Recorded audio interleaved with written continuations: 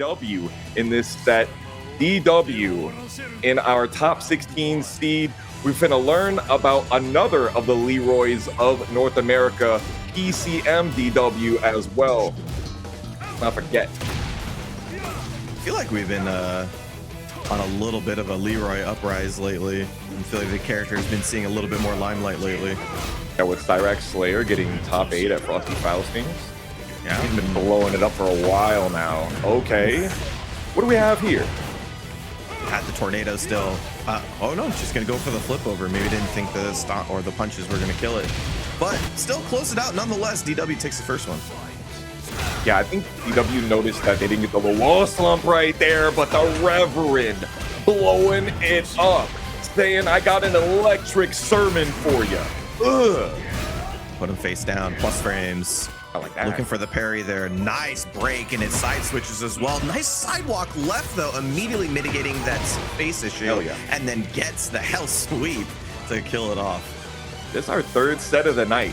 Look at the awareness that we're already seeing. Who uses that string? Don't nobody use that string. When's the last time you saw somebody do 1, 2, 4, 3?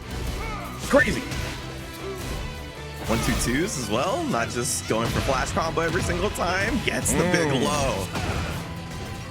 I literally forgot that Kazuya had that string. It's a wonderful thing about Tekken, man. Everybody finds that little bit of success out of a different string, a different button, and they build game plans around it. Oh, the classic!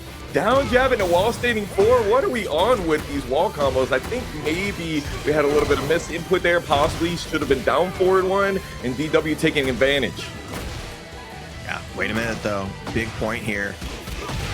To get the 1-1-2 to close out. Nice. Reverend able to take the early lead. That was some sexy syncopation from the Reverend right there. He's going to need to go to the confessional after that one. Both players backing up afterwards. Reverend does have to worry about the breakable behind them, but finds the float. So instead, going to take the wall positioning for themselves. Look at that. Wave dash jab, heat burst. What are we doing here? We got ourselves somebody that's doing it different. Oh, Kazuya's so boring. It's the same combos. It's the same everything all the time. Not for my man, the Reverend. This is some of the shit you had to do in Tekken 7. This exactly. is pretty cool. Yeah, I'm kind of a fan. Nah, you did not have a life. Yeah, doesn't have enough life to take it. Unfortunate, but you do have one more round to play with. First points up on the board, so you can take it. The power crush usage here. It hasn't been a game of walls and wall pressure. It's been, let's hit this combo, try to get the side wall off. G Biscuits putting $5 in here. Thank you so much. Now we're just gonna need a little bit more libations to make sure we don't get too dry out here. The Reverend's gonna help us with that. That Leroy chip coming into play right there, because all they needed is a low to close it out, and DW will take the first one. That was a banger. That was a lot of awareness. I know I said that earlier, but it was calm and cool. Like, there were some good power crushes. We saw some good sabakis from DW, and the Reverend having that amazing combo je ne sais quoi to be able to pull out those situations that were a little bit iffy of the normal bread and butters. I would probably say after, if you're like maybe rank gold 3 or like Tekken God or something like that, I think it's like time for you to start finding some funny stuff to play with, because it's fun. First off, but secondarily, like, oh wait a minute, it's the banger. This is the track. What a fitting stage for it too, right? Like, it's actually perfect. At 100%. Don't get me yodeling. I got to be ready for karaoke this weekend at max mode. Boy, yeah, snatcher kick. Gonna push towards the wall. Gets a big counter hit here, already reversing the situation on the Reverend. Bing bong. Excellent, but again, just a little bit too late on that one, so not getting the low wall slump. Reverend tries to go for the charge on that. Nothing doing. Eat that. Once again, going for the flip over, liking that face down Oki that DW is getting, because it's working out wonders for them.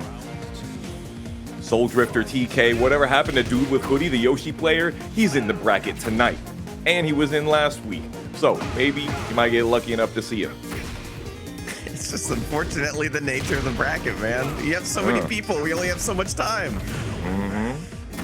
Okay, low keep burst cancel. Reverend trying to fight his way out with the forward 4, getting Sabaki, launching Sabaki heat engager. He needs that.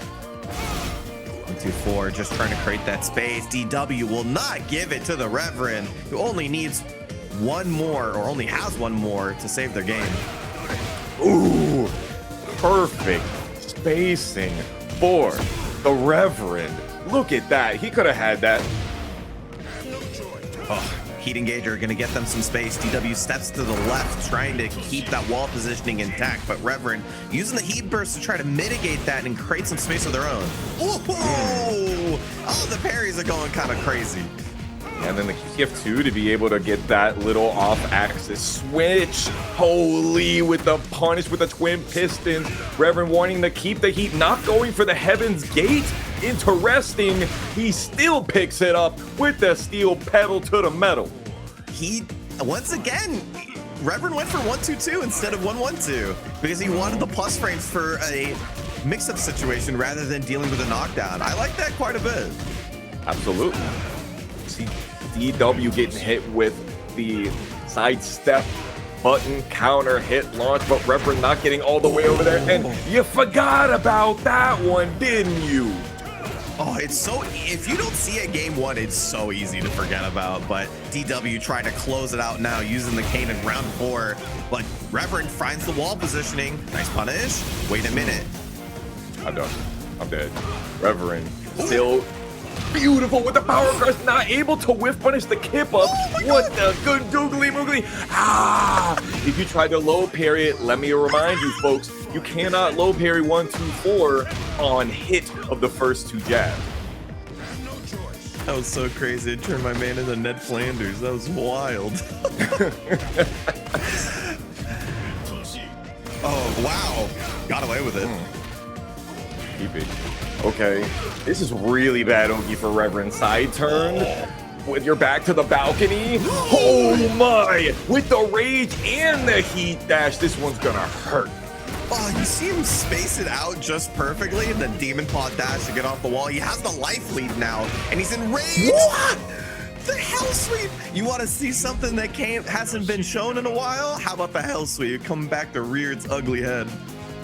Yo, the spacing that we're seeing from the Reverend here, the knowledge is just super good. The footsies, as they call it. Y'all thought that just because we have a million different approach tools to get you homing across the screen in Tekken, that we ain't got footsies out here. We still in the nooch. Oh yeah, I mean it's definitely like all of your tools are still available to you for the most part in this game. So you just have to have that sort of wherewithal to understand what your character can threaten at every given point. And Reverend did that really well, right? Leroy's parries are obviously a big problem, and DW was implementing them through the first 2 games, but the slight delays. Sorry, the back-to-back got me. The slight delays have been working out for Reverend. So now game 3, the adjustments need to come out from DW this time. We'll see what happens. Reverend being really conservative. Oh, that was a scary trade. I think Reverend was still in a lot of hit stun. DW didn't take super advantage, but lots of knockdowns, lots of flip overs. He's not getting out of this corner. I'm gonna fight it right now. Break is kind of towards the wall. Yeah, hits him before the Hell Sweep. Could have been a bad situation, but DW finds it on the frames, takes the first one here in this game 3. Caught him right in the scoliosis spin. Oh, counter hit down forward 2, 3, 1, 4. Enjoyer, I see you. You are really in the Kazuya specialization. There's like the Kazuya players who are like, yeah, I just want to, whip punish. I just want to sit back and, kind of just smack on plus frames here and there. And then there's these sickos, right? There's these ones who are like, I want to play Kazuya because no other character plays like this. No low parry. You got the punish, though. Man, he walked into it after seeing the first hit. I can't believe the while standing 3 didn't hit. 1-1 on hit, doesn't hit, confirm the flash punch combo into the forward 4. He says, I was just gonna do it and you just gonna get hit anyway. All tied up once again, gonna go into the heat engager quite early here. DW already in a prime position. Oh, I thought that was gonna get the punch Sabaki there. Didn't happen, but the heat smash is gonna do it. DW on set point here for our first to 3 set of the evening. Second hit, picks up the trade, very nice. Keeps it simple with the jab, doesn't want to drop it on some weird stuff. Gonna take the balcony for the first time. Isn't that crazy? We're in round 4 of these really long rounds that we've had. DW sat into that duck, and you know we going from the Heaven's Gate down to the depths of hell. Can the Reverend get the wall combo and the kill? Boom. Dash. Oh, needed one more opportunity for DW to steal it. There's no way that 1-2-4 was optimal wall combo. Reverend, I cannot believe he's getting away with these buttons.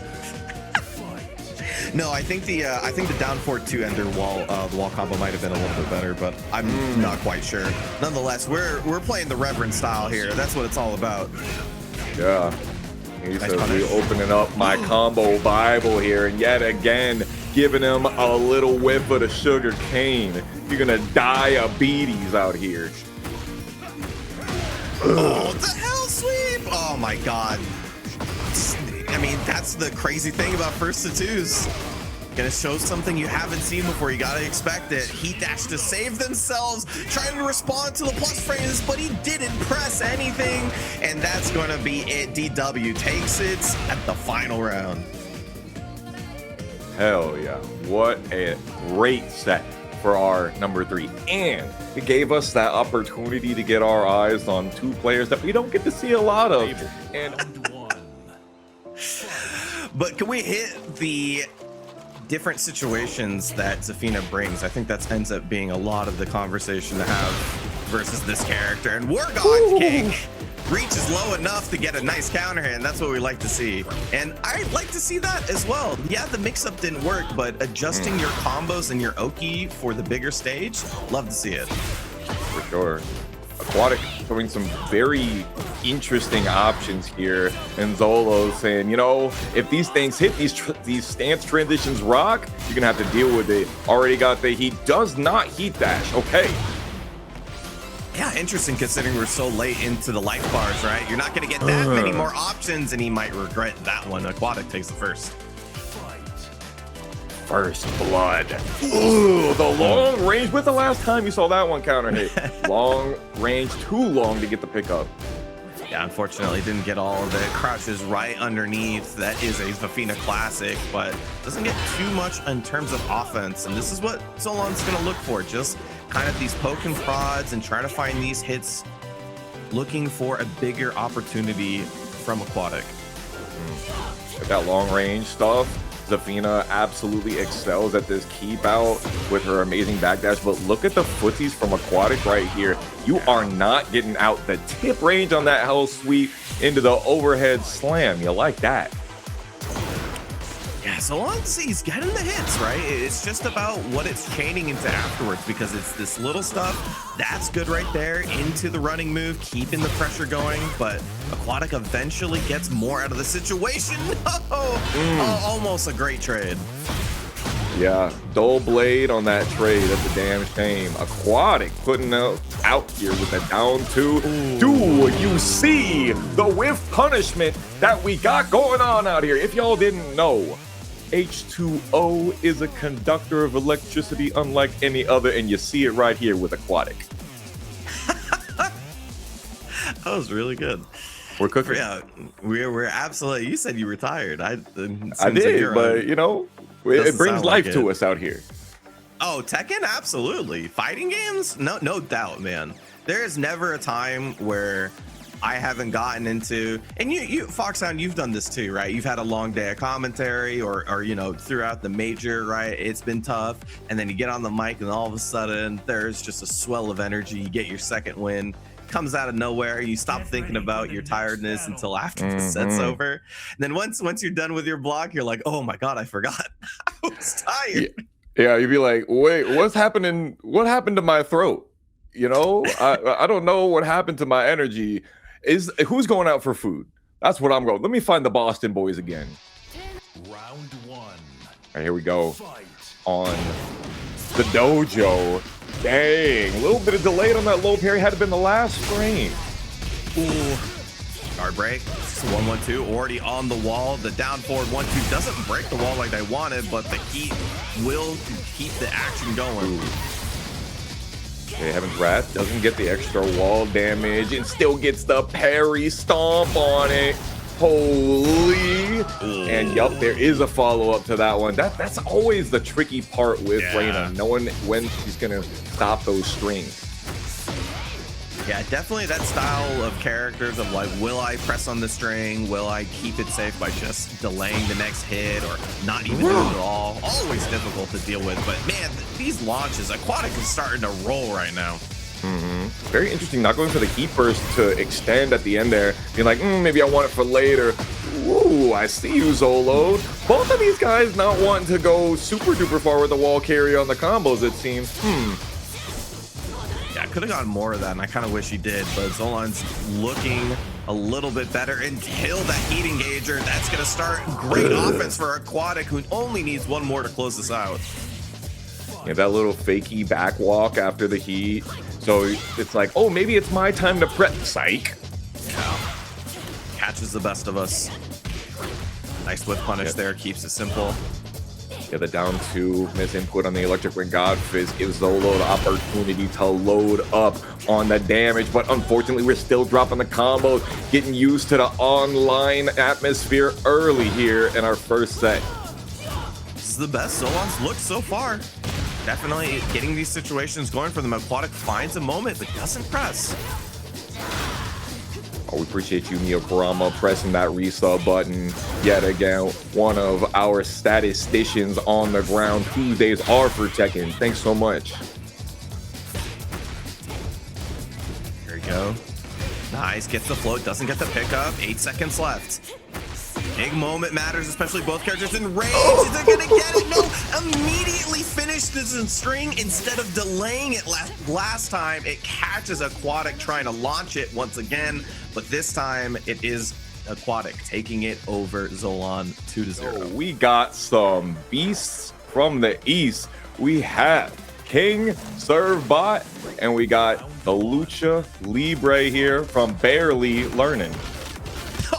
Okay, all right, listen, if you can ever make a statement for how a set's gonna go, round start, stance, command grab, all right, I feel you. I'm with it. I love it. Oh, the stance command grab that takes away the gray health, by the way. Let's not forget that. God. I mean, he didn't, this round start, he didn't have any to take. It was setting a statement. I mean, already, Barely, unfortunately, wasn't able to get that combo on the wall after the side switch. King Servbot will take advantage.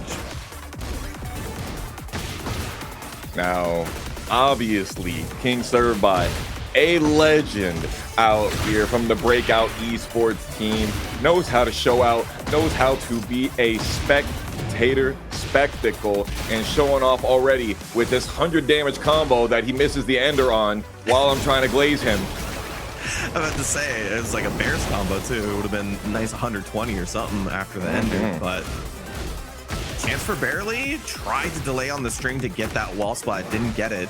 And a hop knee after the spring kick. Wait a minute. Take the okay, we like that.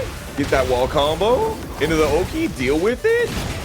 Yes, we see lots of King players out here. We know what to do. Let's go. That's how you punish that. Great stuff. The definite difficult thing about King is that he's got so many good moves that you tend to get different play styles out of players, so you always have to be ready for everything that they're going to do. But BearlyLearning, once again, looking better than the first round. Now needs to just chain it into something good. BearlyLearning is giving Barely Smurfing. Okay, this is fire though. King Servbot, you're showing me something right now. I like it. Oh, unfortunate. trip towards the wall. Very nice. Gonna take the positioning. Plus frames. Goes for the throw. Nice break. Duck on the second hit. We gotta run those giant swings. Little tiny dash up for it. And even with that dope combo that KingServbot got earlier, BearlyLearning's got healthy life lead. Yeah, kind of a scary situation here because they're on the wall though. BearlyLearning needs to find an opportunity. Duck jab gonna help. The delay on the second hit, the elbow drop in the Oki afterwards. Very nice cleanup there. It could have been scary, but was able to take that round. BearlyLearning my ass. That was some adaptation. That's what I'm talking about out here. Don't let Tekken prowess numbers mean a damn thing for you. Shooting star press, Sidoki, very nice, gets the guard break, the wall splat. What's the Oki afterwards here? BearlyLearning needs something. He says, I don't want breakfast. Oof. Oh my God, I'll eat you up for brunch though, with some mimosas. Okay. That was much more back and forth than I was expecting from the very first interaction that we saw with the stance command grab. Yeah, because that definitely sets the tone for something for the game, but it kind of actually rolled back around to a little bit more of a standard game, more standard than I thought it was going to be. BearlyLearning, you're right, not just learning, definitely showing a little bit of prowess there. I think unfortunately the last round is like unfortunately just a Bears round, so you get hit by that sometimes, you know. Bears will steal some rounds. Combos. Yeah, you get 100 damage combo and it's over.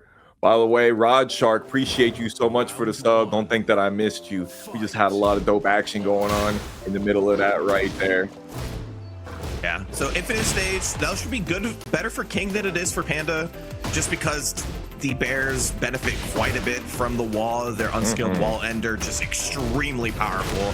And obviously, as you saw before, their Oki on the wall, very good too. KingServbot becoming the impenetrable wall, but BearlyLearning saying, I know you ain't got no real mix out of that one. Getting eaten up a little bit by the delay get up though. I feel like BearlyLearning's been hit by that multiple times now. But opportunity here, especially after the heat engager, gonna get some life back. The running king onslaught. I know you want to press after my charge up. Cannot get in that gap. Nice. Tried to go. Wow. Really bet on that on hit. Back turn 4. Really interesting. Okay, yet another giant swing. About 40 damage coming for KingServbot right here. And BearlyLearning swinging for the fences.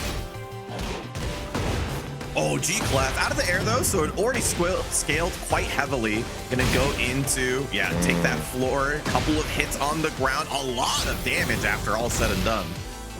You get an entire panda bear dunking on you like it's the dunk contest. You know that shit gonna hurt. Yeah, really like that routing from KingServbot because that combo scaled so much. You just went for Oki off of it instead. For sure. Dropping the hunting bear stance down forward 1 after that one. Unfortunate, but KingServbot still gonna stay mighty aggressive. Nice, finds the jab to interrupt the sequence. BearlyLearning still in this one. Power crush. Let them power crushes fly. Keep pressing. Oh, but the running king onslaught. Hit me once, shame on me. Hit me twice, shame on you. Ain't gonna happen. And we learn by doing. My man here, FBB, be doing big things out in Central Florida on Wednesday nights at Juicy Game Night. We know him well. Last time him and I were in bracket, I knocked him a new one. Let's see if AceUnlimited from North Carolina can do the same. Oh man, can you imagine the last time you went to a local that guy ends up commentating your online bracket? You're like, I can't believe this. He's putting me on blast in front of hundreds. Yeah, he don't hit those delayed hop kicks. This kid's like 21, 22. He's working with computer science. You know what I mean? Like, he's not old enough to be hitting those hop kicks on my man AceUnlimited. Oh, I don't know the last time I've seen a real good delay hop kick. You know what I mean? That's some old school stuff. Yep, AceUnlimited, a very old school player. He's been rocking it since back in Tekken 6, Tekken Tag 2 era. Always been rocking the Jun or the Asuka. Yeah, always been a Kazama player. Or Jin. Nice. He put Jin for a long time as well back in T7. AceUnlimited putting FBB in the corner. And I gotta say this, we don't have a lot of Jun players in Orlando, so maybe FBB is finding himself with a little bit of matchup deficit. We don't see a lot of Jun players in general, not especially at this level, right? You know, that kind of a character that saw some early limelight, but now I think she's in a good spot, just maybe a little bit more defensive than a lot of people would like in Tekken 8. Another 1, 2, 4, 3 enjoyer, in case you were wondering. I didn't want to say it in case AceUnlimited maybe was listening, right? But he's a 1, 2, 4, 3 head. Oh no! Speaking of head, 4 head, 5 head. AceUnlimited blowing him up here. You know we're gonna see the Gallic gun to finish, right? All right, down 3 hit. But that will do it. Yeah, nice and good cleanup. Yeah, the Kazuya 1, 2, 4, 3 is kind of like the Mishima Junkyard to some degree. You know, it's like kind of a early knowledge check. Hey, do you know how to buffer the low parry in this situation? You know, it's not technically good, but it works on people. It can tell you a lot about what their knowledge is. Yeah. And how much they are, and it can't necessarily, it can also be like, even at high level, right? You do 1, 2, and you learn whether or not the person is somebody who's a fuzzy ducker. Do you learn, is this person somebody who is always going to go for ducking the string and trying for the low parry? Or is there somebody that's going to look for those reads and be like, nah, I'm going to call you out because you're not going to finish that string? Look at FBB here, getting off of the Kazuya, going to Pappy. Yeah, I mean, just wanting a different style, having a little bit more control in that neutral space, but giving up obviously really strong lows that Kazuya has, and getting that game already going. I respect it. I absolutely respect it. AceUnlimited says, I do not respect this high. You're not getting no guard breaks on me. No heat for you.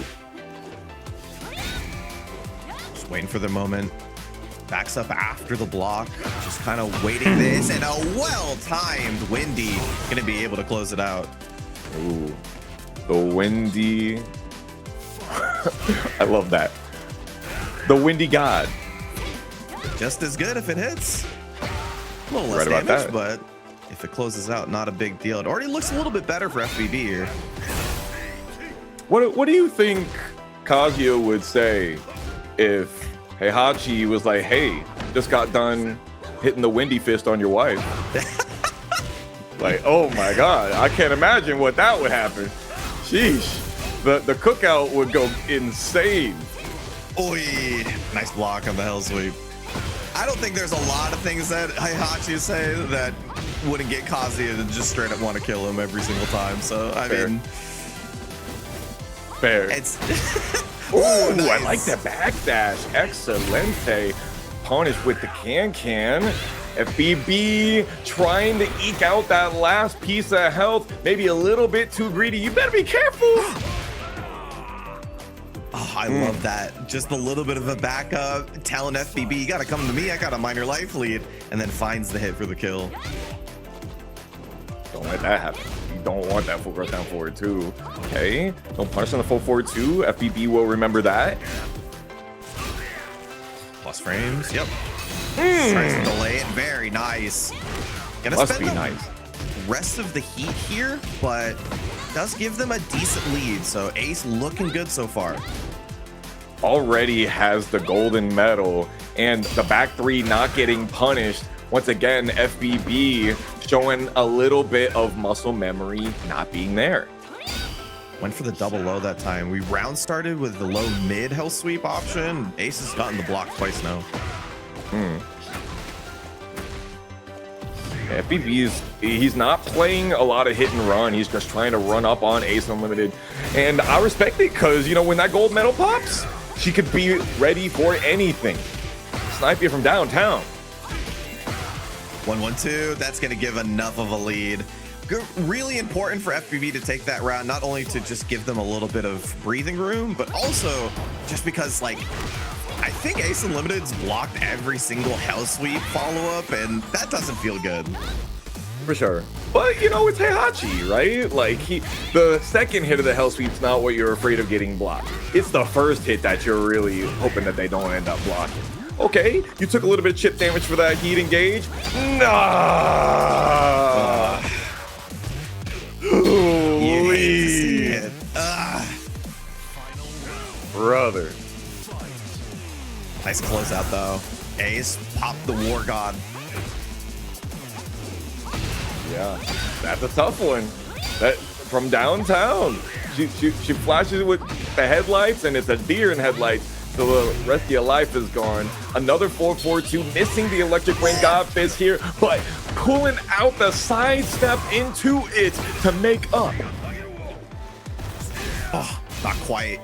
You're missing out on a lot of damage when you're in war stance and don't get all of the combo, because this is really where this character shines. Plus frames. Oh, I know you want to duck. You ducked the last time. Warrior Instinct. FBB getting blown up by the AceUnlimited special. You are not immune to the dragon wheel kick. We're always spitting that hot fire. Speaking of which, Sir Butt Pirate beats Shadow 20Z 2-0. Sends him to lose game. Man, it's surprising. But you're totally right. Like, this character does not see the same love he used to. And I think this character's always been like such a cheater character in my eyes, you know, like just has like these crazy tools that nobody else has. And when you have tools like that, when you have tools like back four, it changes everything about how you have to play Tekken. Like, Tekken is so based around its numbers, the 10 frame, the 13 frame. When you have a mid 12 frame, dude, it changes things. Absolutely. Yeah, and then they made it a string, made the first hit now -10, but like, who cares? You're not down jabbing after that to be able to get the OS. Shinobi blowing up here and still coming away with it, even though we're dropping combos. Just because you're a Florida boy doesn't mean I'm not going to call you out for not being optimal. More reason to, right? You see them in person, you're gonna be like, I saw you drop that combo. I was right there. What are you doing? Okay, got more down jabs. Shinobi working it out. The 3-3 headbutts. You don't low parry that? We learned. Oi. Gonna carry towards the wall here. Finally an opportunity to get some Feng pressure going. Kind of a weird wall situation. Unfortunately, Shinobi took advantage with the wake up mid. No punishment there on the string. Smajo showing that they don't play versus Raven very often, and Shinobi not punishing the wall standing 3 or the down 4-3 properly. Tragic. Wait a minute, took the plus frames. Nice break. Down back 2 to finish it off. Both of these players rocking the 3-3 pretty consistently. Very, very similar move on both. Holy, yeah, run up into the down 4-3 and then gets the launch. I want to see them take the floor too. Kind of want to take it away from Raven, who has a couple of good options to use that. But once again, gets the stop. Need to close this out. Ooh, tried to go for the quicksand there. That's exactly actually what would have taken the floor. So good dodge in that. Want to save it for later if you can get the hit, but recovering all of that life because they were in heat and already getting that hit afterwards, and they're going to take the lead. There's a lot of punishment missing from the Smajo here. Shinobi taking advantage, run up into the shimmy, into the hellfire. You not breaking the back turn throw, and down you go. Yeah, that was unfortunate because they had all of the momentum in that last round, but wasn't able to close it out. And this is one of those characters is so incredibly tricky, can get one hit and just run their entire game plan in an instant. And as you mentioned before, Foxhound, like, you have to have your defense on pat versus this character. You cannot give him a second chance because it's honestly how the character's built. Like, you just, he is a character that's built around not having the best neutral options, but once he gets in, he wants to stay in. So if you give him more opportunities, it's gonna hurt. Absolutely, 100%. Oh my gosh, it's tough to be able to deal with the Soul Zone mixes, especially we haven't even seen any of those Hell Sweeps. Shinobi trying to go him up here with the crouch dashes and make you think that he wants to do it, but you haven't even been shown it yet. You haven't even thought that it could be something that you're afraid of. Holy, the forward 4, the Kryptonite, and then the wall standing 2 counter hit right after Smajo drops the combo for the drop them. Yeah, you can't give a guy of this caliber that many opportunities. Especially you're seeing Shinobi, and every time he finds a hit, it feels like he takes the whole round. Clutch duck jab, though. It's going to give Smajo some opportunity to play offense. Mixing it up. Got the break dance on him. Turning you into a cardboard box. Finishing it out. Not. You better finish your food, Shinobi. Nice. Oh my God. Speaking of finishing food, turning him straight into donuts. That was a pretty scary throw too, because Shinobi, he went for that in the last round of the last game, and Shinobi broke it for the win essentially. So going back to it there, persistence beats resistance. Absolutely, and I'm loving the mix-ups with the timings. Lots of quick, immediate timing buttons here from Shinobi, because he was throwing some of the slower items earlier, and now come the slow and Smajo seeing the gaps. Backing him once again right into the forward 4. That's been well timed a couple of times, but doesn't take a lot of damage. Just ends it with the running 3 there. But you blow it up. It was the closeout. It was so close. But the Rage Art's going to be able to close it out for Shinobi-kun, who ties up the round count in this game too. I'm thinking that wall running 3 was not intentional there. Maybe a dash up into a button that went wrong. Unfortunate, but that don't mean that Smajo's out of it, clearly. No, it's already looking better than the last game, right? So it just needs to close out these small opportunities.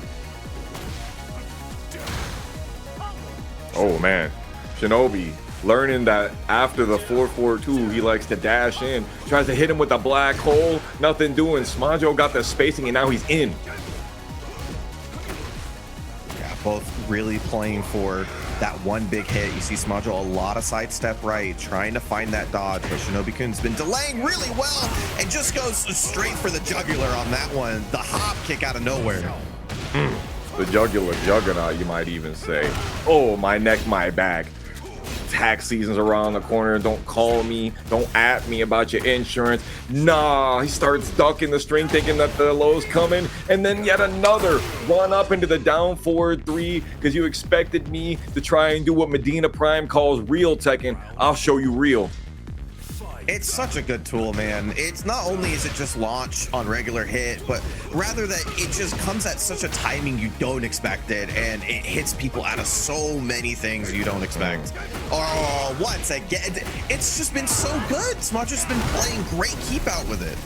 Absolutely. Yeah, that's the 3rd time that we've seen it hit already this evening. Finally getting the good wall combo and fantastic breakfast. What we got, jalapenos, no punish on the shifting clouds too. What are we doing? We're getting an opportunity.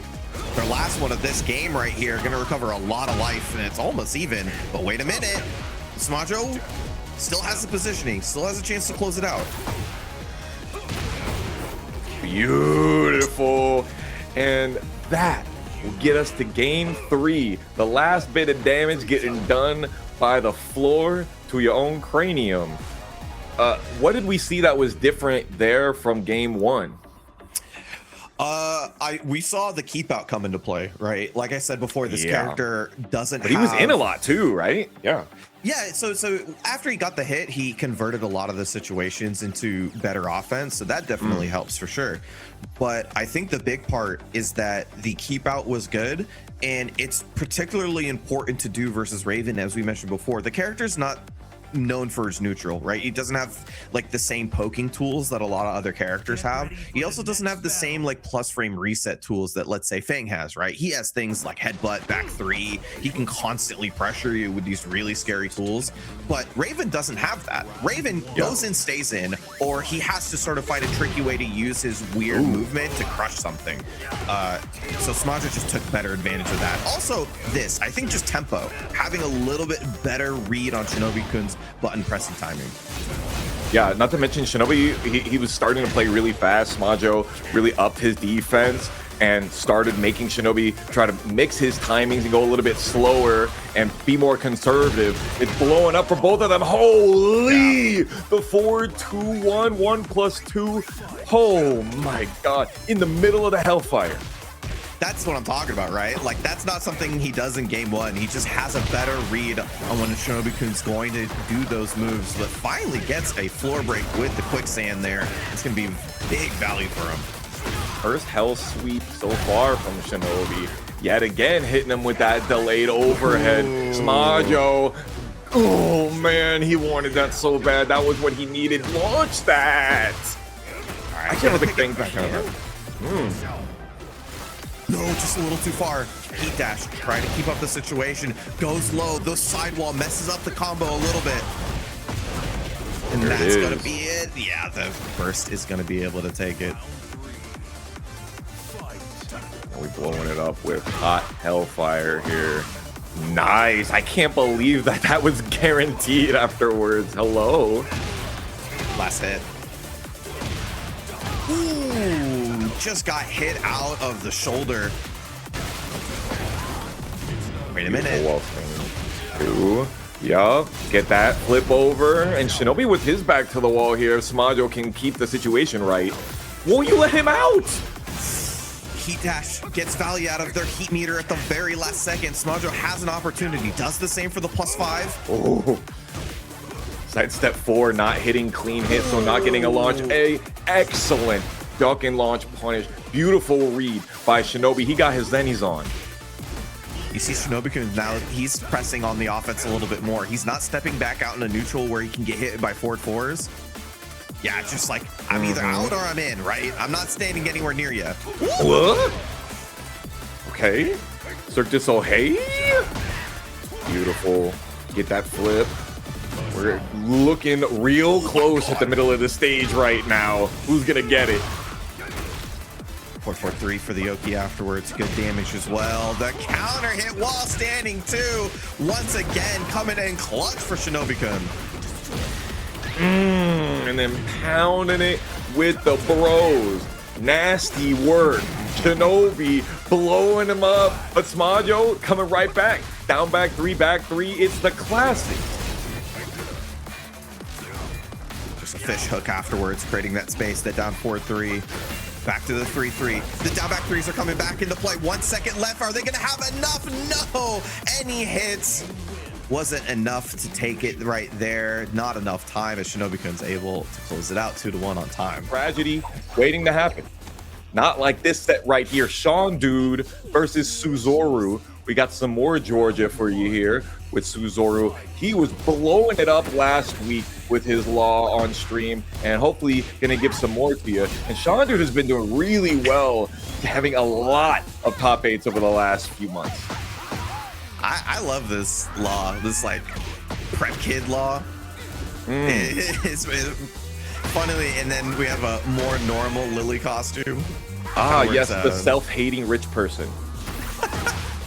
Oi! No, doesn't get it. Okay. It's all right. Sheesh. Okay, running 1+2. What we got? Oh, I saw that one coming a mile away. No down threes for you. Interesting spike. Oh, wow, the tip range on that nunchuck. Yeah, I felt like it hit on the later active frames. Oh, the back throw. Oh my god. We like that. Oh, I love back throws. Love a back throw. Always. If I get your back, I want that throw. I don't care about that combo. I want to see the Azuna drop.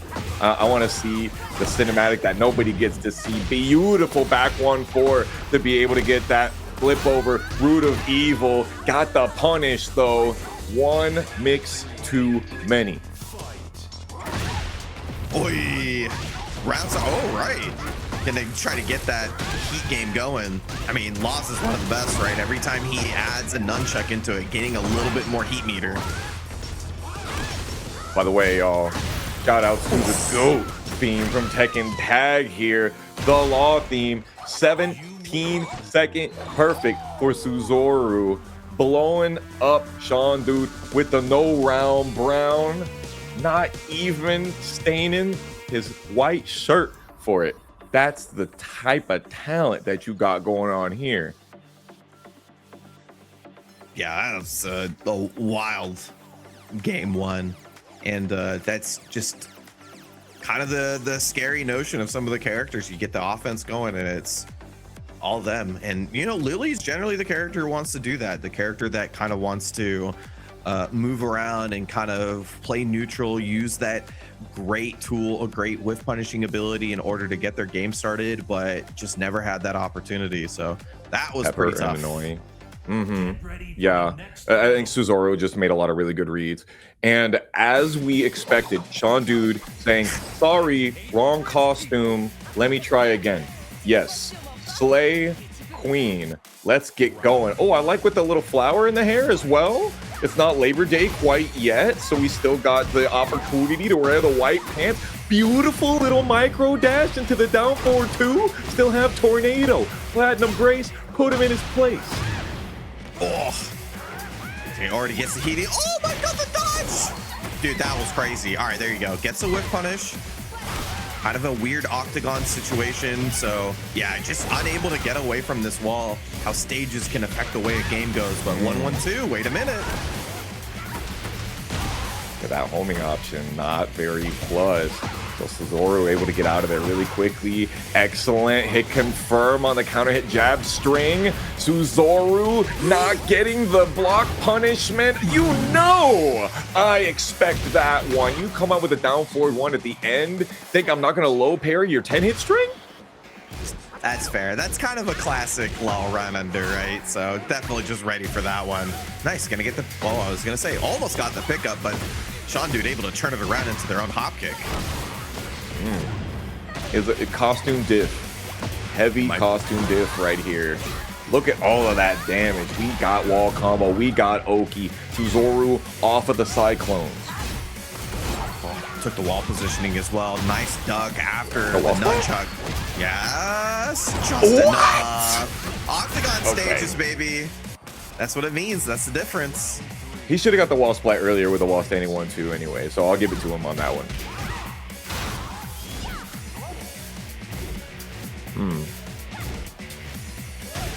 More tag one music, by the way, if I'm not mistaken. Oh, what a great down forward two right there. What a challenge after the run 1+2. Good damage, kip up.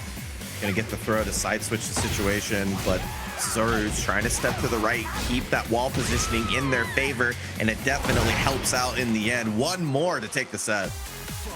Oh, it's tag two. Oh, now this one we know. This is a banger. Holy. Tsuzoru getting the counter hit back to 1-1. Yowza. What a punish. We are locked in on this. Oh, big damage once again and gets the wall splat to close it out. Kind of the same tale for game two, unfortunately. Just getting a lot of really good early hits and not letting Shaundude play the game too much. JJBreeze, SyraXSlayer, and Arena. Those are all in winners' side so far. Let's see what PhiDx, Battle Lounge's own, is going to do for us. And Surge. Oh, we got to talk about Surge, because these Jackmanes are getting away with craziness here. And there's a reason that we seeded him so highly for this event.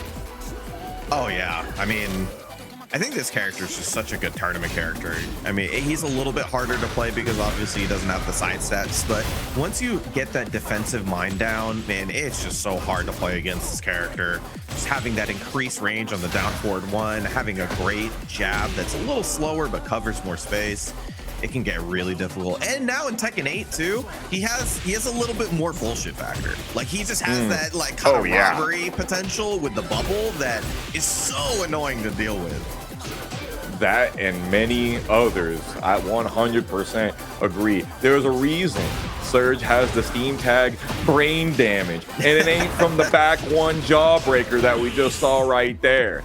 Holy, maybe it's from looking at this PhiDx custom. What are we doing here, Feed?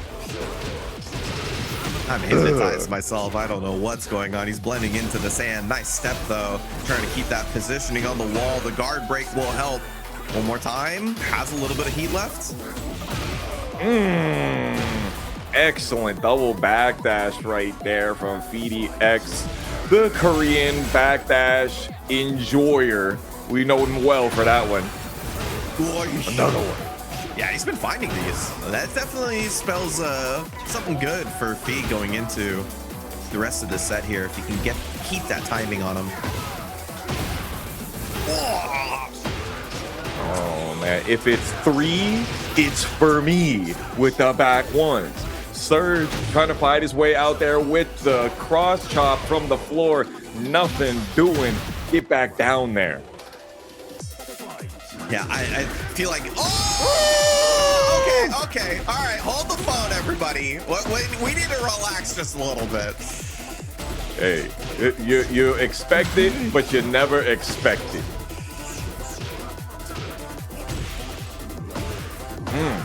Wait a minute, Surge is coming back. Ooh, I like the weave. Okay, excellent. And we got those. PhiDx letting you know that they have seen that panic power crush before and blowing up Surge in game 1. Howdy. That was real. There's a couple of really good things from Fee, where one of them was just the timing, right? Just like the timing on, I'm going to assume the heat burst because that's what it looked like, but would look any sort of power crush option, getting thrown into the wall, A+ stuff there. And also just Fee felt like he had the right timing for everything, right? Just like how many back ones connected, how many times that he just like backed up into space right when Surge wanted to press a button. It was, it always felt like that he had the advantage on Surge. So we got a little bit of a character switch, maybe asking for a little bit more movement out of his character. Yeah, this is the character that I expect from Surge more often. The character that he's gotten a lot more of his high placements on. What another amazing banger for us in the soundtrack department, by the way. Oh my god, but number 4 with the Ed, Ed, and Eddie. Boom. How do we end this? Ooh, I like it. The head splat. Oh boy. Oh! He gets what from that? And it perfectly realigned to be able to give him the rest. Thank God that he got scaled. I think if he got the wall under, he might have killed, but you gotta give Surge an opportunity. You do not want to give Lili a single chance to make a comeback, but Surge doesn't take too much. Fee got to reset back into the middle of the stage. Oh man, PhiDx, he's on top right here. Riding that pony. You only get away with that one because this is the only Uma character I know. Exactly, exactly. Oh man, and he got more of those, but the PhiDx combo said I did it on purpose for the Oki and the 5 Fox Furies. Yeah, I mean, he's Surge has kind of been actually going into that wake up low quite a bit, and Fee's just been saving it for a rainy day. Didn't punish it every time, but did there to get the kill. That's number 5, and PhiDx gonna make Surge unalive. Hot dog. Oh, second hit not connecting? Okay. I like the confidence for Fee here. Look at that, man. It felt like you could have felt a Surge come back, but instead he just had the confidence to hold back and wait for his moment. There it is right there. The closeout might be imminent. With the outfox, missing the last hit with a low wall splat, you have to attempt the Matterhorn there. I absolutely respect it. I put on these horseshoes for a reason so that they could become your braces, but unfortunately PhiDx still coming out on top and going into top 48. I think at least in this matchup specifically, playing against Asuka, the Bryan ends up being a little bit better. Having a couple of more really strong knees and elbow options tends to help versus this character, as well as having a good safe thing to crush lows, obviously a good deal as well. So we'll see if this goes down. What a crazy whip punish attempt. And Ty not going for the Armor King right here. I don't know if this is a boon or not for you viewers, but no matter what character he's on, it's always a W. Yeah, it's like his style emanates through any character that he plays, right? So even if I think as Bryan goes a little bit more ham, but not too much, you can still see the tie in there. So you can see how he's approaching this one, really playing onto it. But yeah, once again, persistence beats resistance, plus frames on plus frames. Zatch is going to be able to close out this first one. And Zatch certainly saw that Ty was going for a lot of those quick sidestep blocks, which he's super good at. Sidewalk QCB1, but dropping the combo because I think Zatch was already aerial in the middle of the wall running 3. So incorrect combo is what it is. Back to where we are. Oh, we shimmy in, taunt forward 3 like that. It's like that. Nice combo too. You got one more. Yeah, and you're dealing with taunt pressure. It's cannot be tougher, man. That is where Bryan wants to keep you. The number one change I'm looking for in the patch notes. Taunt Heat Smash now requires execution. Ooh, that's a good one right there. 442, that's a pretty quick one. Not to mention, kind of risky because Dragon Wheel Kick usually recovers kind of crouchy, kind of evasive. So, you know, it's that tie lever dip. Might be. Plus frames. Trying to catch him. Nice sensitive block from Zatch. Oh my God. Somebody finally punished sidestep 2. Nobody punishes that move. I swear, the last like 10 tournaments, I've never seen anybody punish it. Ty's on one tonight. The last time it was punished, it might have been -9 still, and we've used a different move entirely. Maybe. God, dude, that's people still think it's -9. It's too good. Zatch using the old classic forward 1+2, or as it's known in the move list, the exerciser. Speaking of which, we're stretching you out on this combo. Yeah, I mean, Zatch has been going for that 4-4 a ton, so definitely finally Ty putting a stop to that to some degree. Yeah, tried to pick that up with down back 2. Little toughest situation. Heat Smash, gonna fully connect. A lot of gray life though. Oh, he says, I don't give a damn about your little mix-up you think you got going on right here. Excellent interruption. And y'all, this only game 1. Yeah, this is already back and forth. Gonna get the last one to connect and go into heat mode. Backing up afterwards, trying to find that moment. Zatch constantly doubling down on his moves. Deep QCF 1+2. Requiem for a Dream. We get right in those seams. Yes, sir. Why do you keep tech rolling? Yep, that's the #1 thing you got to do against good Bryan players is adjust your wake up timing on the wall because they will hit that. And especially in that situation, right? Ty understood that he doesn't need to go for something fancy, just the nice 4-3 afterwards. Extremely easy for the Bryan mains to clean up with. Yeah. And I think it was 4-1 actually. Oh, 4-1. Sorry. I think it's, I mean, normally you would see taunt 4-3 and then they gave us 4-1. And chat, I'm gonna let y'all know, man, I never say that word. Chat, I'm gonna tell you something. I don't like 4-1. I think it makes the combos look weird. It makes them take less execution. I need QCF 3-4, QCF 3-4, QCF 3, QCF 3, up 4 3+4. I need that. I need those hard execution combos. Holy. Zatch says this one don't take execution either, but what it does take is health. 105, that's the high score of the night. Wait a minute. Yeah, all right. That was a big power crush. Needed to get off the wall. Once again, trying to go for that delay. 4-3. Trying to catch Zatch on some timing. Yet again, saying I know when those strings are getting delayed. Very deep in that. Yeah, now you don't want to tech roll no more, huh? Now you don't want to tech roll no more, huh? God, dude. It's just, it's so difficult. I mean, it's one of the reasons why this character is one of the best in the game, in my opinion. It's just, Oki is incredibly tough to deal with. Absolutely. And it doesn't take any execute. Oh my God. Zatch just found that rhythm that Ty wasn't going to be able to get that sidestep block on. And now needs to keep the momentum going because Ty has shown that he can get it out and blow it up just the same. Doesn't need any ramp up. Accelerating 0 to 60 immediately, just like Zatch here with the second forward 2 of the round. Tried to peel off the wall a little bit, but the octagon stage made it a little bit weird. Gonna get a very late in the round heat engager, which will give them plus frames to close it out. Nice work. Nice work. I need a game 3. This is not allowed to go only 2 games. Oh, Ty. You're a rebel as always.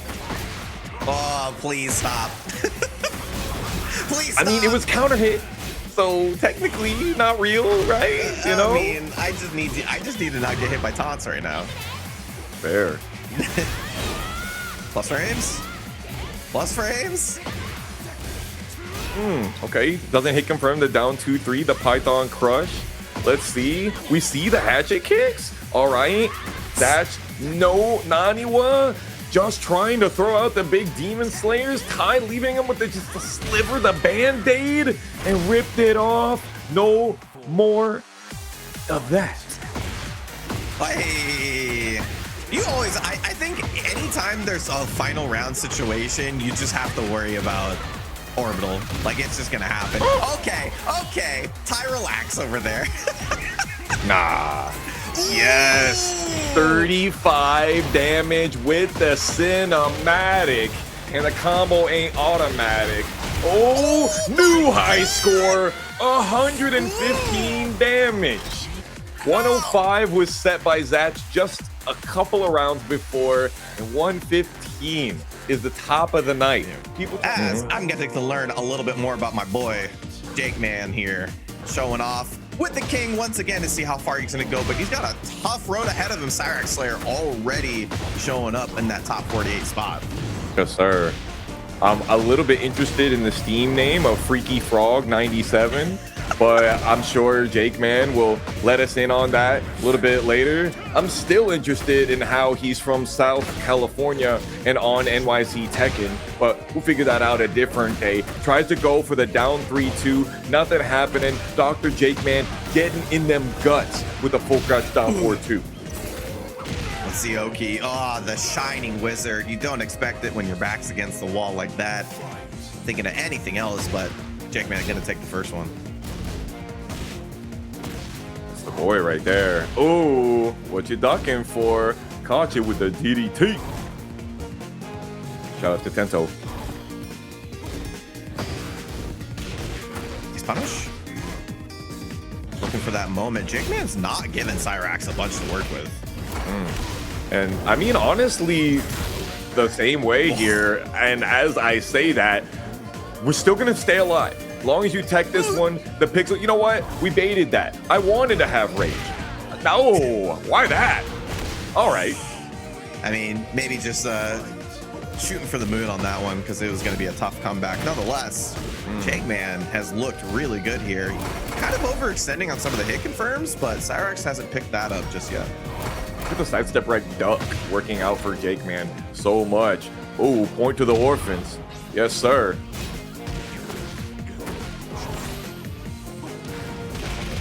Tit for tat.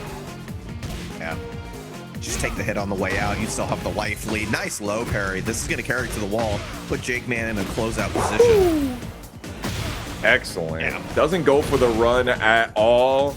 Just wants to make SyraXSlayer bounce back, hold the mix, little bit of delay, heat smash, just do it.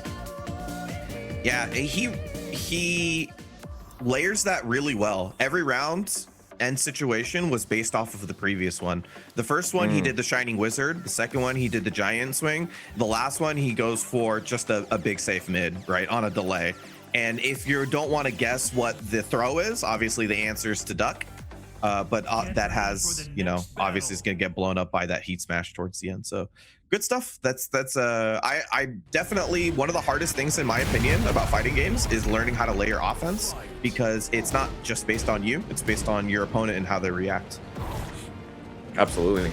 And you know, those ends of rounds can be entirely different metas that you remember at the ends of rounds and forget in the beginning of them. Oh, yeah. Holy, what a trade from SyraXSlayer. Man is throwing immortality at us. Wait a minute, finally some offense from SyraXSlayer. And Damn. as I said that, I might have jinxed him quite a bit. Jake's man with a well-timed hop knee, gonna switch up the situation very nicely. He blocked the low and said, I'm not even going to try to punish this because you might try to parry, even though I had my back to the wall and could have gotten guaranteed giant swing. Just got the hop knee a little bit later instead. Oh man, that was not even counter hit. We're dropping combos all over the place, but cha-cha and real smooth. Dancing to the back of SyraXSlayer and still getting the stylish combo. Ugh. That was the best round for SyraXSlayer, and it was kind of spotty, but maybe something to build off of, right? It's already looking just a little bit better than the game one. Damn, SyraXSlayer, he felt that one, but unfortunately couldn't confirm the dumper 2 1+2 too quickly. Oh, off axis running knees, still catches off axis. SyraXSlayer dealing with Dr.TheJakeman's timing. Yeah, it's just really difficult to get a read on him because you don't know when he's going to press, but that's on the back. Does he have the combo for this? I expect Syrax to. Absolutely. This is the Leroy of North America. Yeah. Oh, no. Oh, my blood. God. God, man. He got the scoliosis slam up against that wall. That is unfortunate. And you know what this climax of the stage means right here when you're playing versus King. Oh, God. Yeah, I better not get thrown. I'm not even standing next to this guy.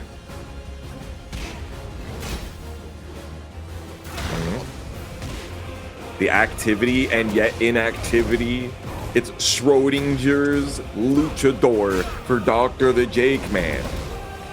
Oh, dude. Sometimes when you're playing against people, just like them doing nothing is scarier than them pressing buttons. Oh, yeah. Oh, no. Oh. All right. Now you can start scaling the combo. Can we talk about that? What are we doing? Jakeman, where did this damage come from? Sir! Oh, that combo started at second hit with 75 damage. Oh my god. That's a new high score. Ty just set 115 just a set ago, and we usurped it. 127 damage in one combo. Put that one in the history books right there. That one's going on the Wall Splat Weekly Report. This is our first of that set. Here's Malik with our first Lars Alexanderson of the evening. Appreciate you, Nigel Hayes, for the info. Oh, God, I'm sure King Servbot's going to appreciate this one. Going to go coast to coast. Lars having some of the best wall carry in the game. Always has. Always will. Beautiful punish. No, you want to go for another one of those lows and try to chip me out. But King Servbot got that great Oki, putting him up against the wall. Oh, don't get hit by that. Oh, nice. No. There's no way that's the right combo, brother. Definitely needed the long wall carry. I was about to say, I think on some of the stages, that's probably a great idea because, I mean, Lars is one of the few characters that gets to do that, right? But you're Lars on this stage. I feel like you could have gotten wall to wall. 100%. And have blown up one of them. The long charge for that. Malik fell for it with that last 1 second. And if they had blocked it, low-key, probably wouldn't have been able to survive with that. So, damn if you do, damn if you don't. Maybe. Backing up. All right. Not going to be a lot of damage off of that, but just create some space right before he meets the slap in the face. King Servbot going to take the lead. Yes, sir. Don't need no Okazemi coffee for this one. Big slap and a couple of extra ones. Bam. Not gonna kill. keeps it simple towards the end there. That's twice in a row. It feels like Malik's finding the hits, but King Serbot finds a moment, and then just once again, the Bear's Hokey is so deadly. Yeah, it's so difficult to get away from the running headbutt. No duck on the 4-2-1. Unfortunate. Now it's time for King Serbot to blow it up here. No launch punish on the wall standing 2. Wait, not launch punish. Oh, my bad, guys. Oh my god. I can't believe that worked.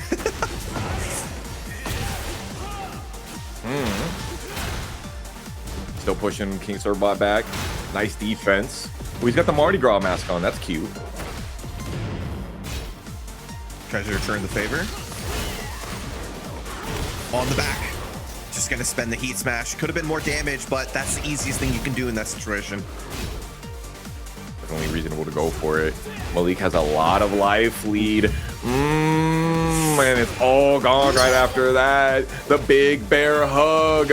Oh, and you eat him up, madam. I did not consent to that. That probably feels good for like half a second.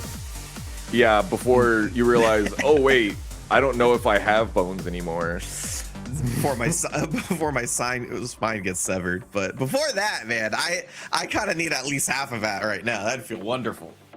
But good God, dude, yeah. So I mean, Malik's having moments, right? Like there's bits and pieces here that are good punishes, good hits. I mean, great conversions as well. But like, oh yeah, it's just King Serbot finds a hit and then sticks with it for the duration of the rest of the round. And I think that's like obviously part of the Bears game plan. Is one of the reasons why the character's so good in 8 as opposed to like, let's say 7, where the character kind of struggled to keep the offense going. This time it's like they get hit once, they have big damage, they have great range. It's tough to get away from them. Yeah.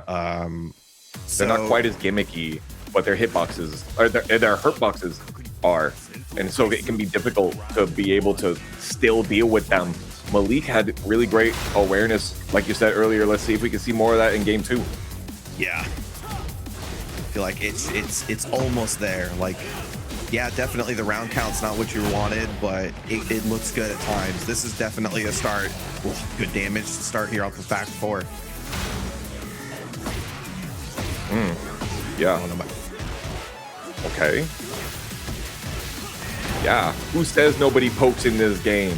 But that's the thing, is Malik has been getting a lot of really good pokes, and King Serbot still getting the lion's share of the combos, the wall carry. A shooting star, Zidoki, shooting star once again, just gets hit afterwards. That's kind of been the story the entire game so far, the entire set so far. Interesting. Throws are not punishes, but I respect that. I respect it. It's 15 frame punishable, but most 15 frame punishes can't punish it in this game. Long story short, check out a YouTube short for it. Oh my God. The 1-2 counter hit into the all of that. Nice. G-Clef stays on the ground for like a second longer. G-Clef once again. Jeez, we're getting low. That was a base clef. Rah, eat him up. Gets rid of the white life as well. Dash. Just try to create that space. Another back 4. Ooh, love that move. The magnetic knee. No, King Serbot. That was your rage art moment. Oh, and another big change from Tekken 7 into Tekken 8. Being able to block in hunting bear stance.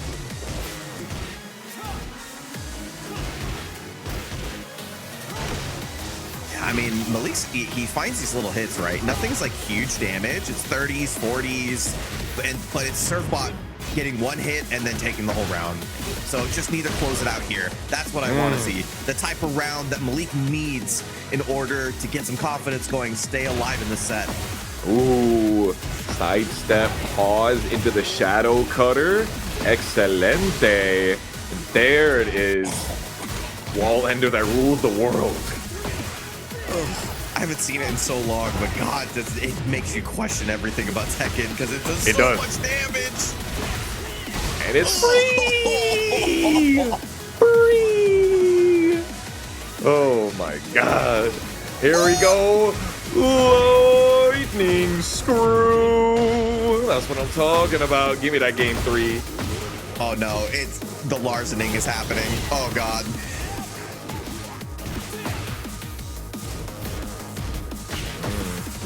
Wait a minute. Still got the defense on lock. There it is. That's what I'm talking about.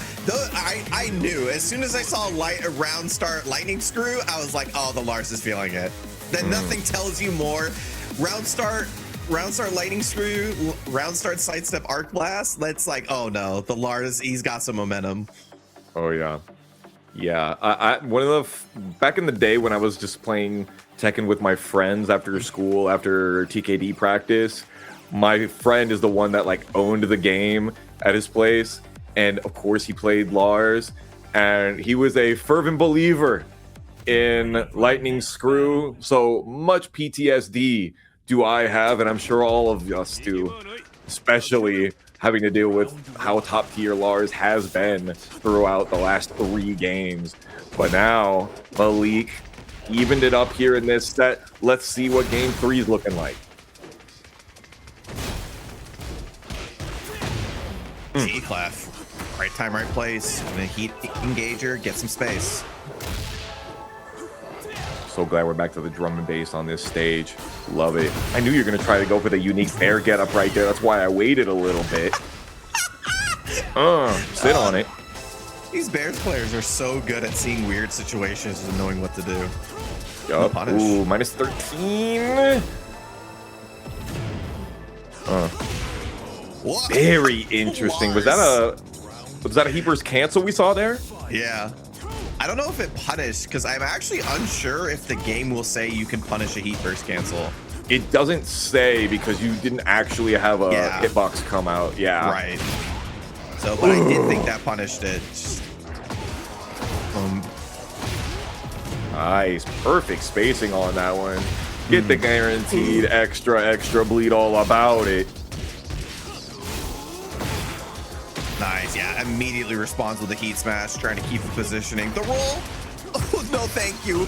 Gonna bounce for a combo too. That's double important because Malik needs to recover some life. And you're seeing it. There was certainly a pixel left, and now we're basically outside of the Rage Art territory, which means they've got extra 40 health.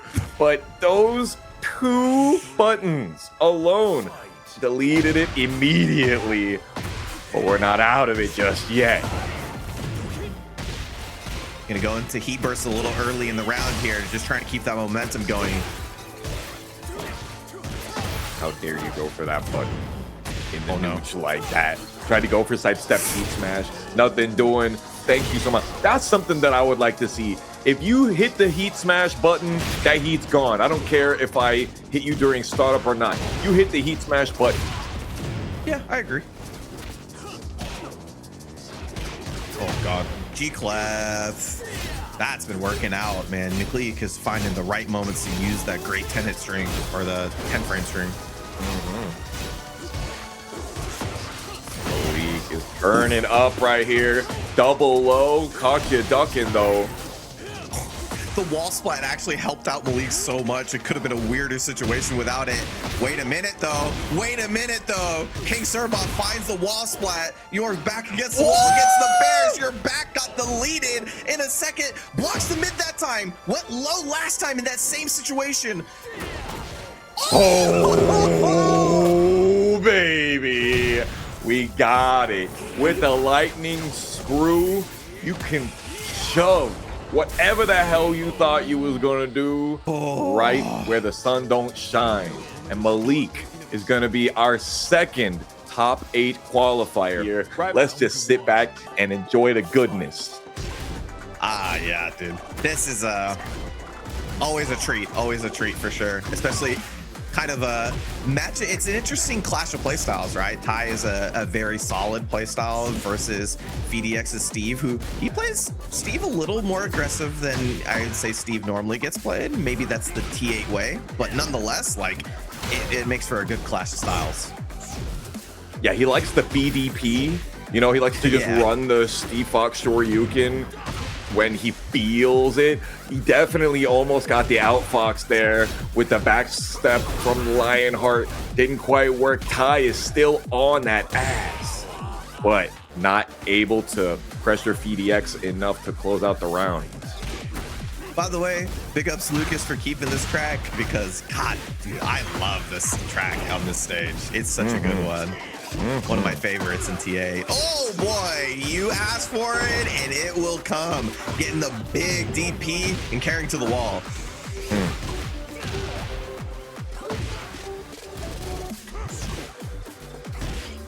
It's the little pokes. Steve's still really good at doing that. How dare you, sir? I did not ask for that massage, especially not to the rib cage. This is like close to my favorite final round track in the game, dude. Oh, it's so good. Big 1+2 punish. Oh, you forgot about the parry into 65 off the clinch. Dude, Phi's not putting a wrong button out there, man. It's so hard for Ty to get started. Yeah, he's trying to mix up that timing, double back dash into a little dash up, and Phi saw it coming. Nice. Looking for his moment right there and finds it. That's 3 straight from Pete. He dispatched Ty in the first one. Wow. And let's not forget, y'all, this is a top 8 qualifier here, so big stakes. And I think maybe Phi hurt you a little bit. You were talking about how solid Ty was and how wild Phi can be, and Phi says, let's test this man's Tekken timing. It's so totally like when you're holding back, you're obviously playing more defensive, you're waiting for your moments, but Ty also, his playstyle naturally invites aggression, because if you're holding back, then obviously you're going to give the opponent the opportunity to press some buttons.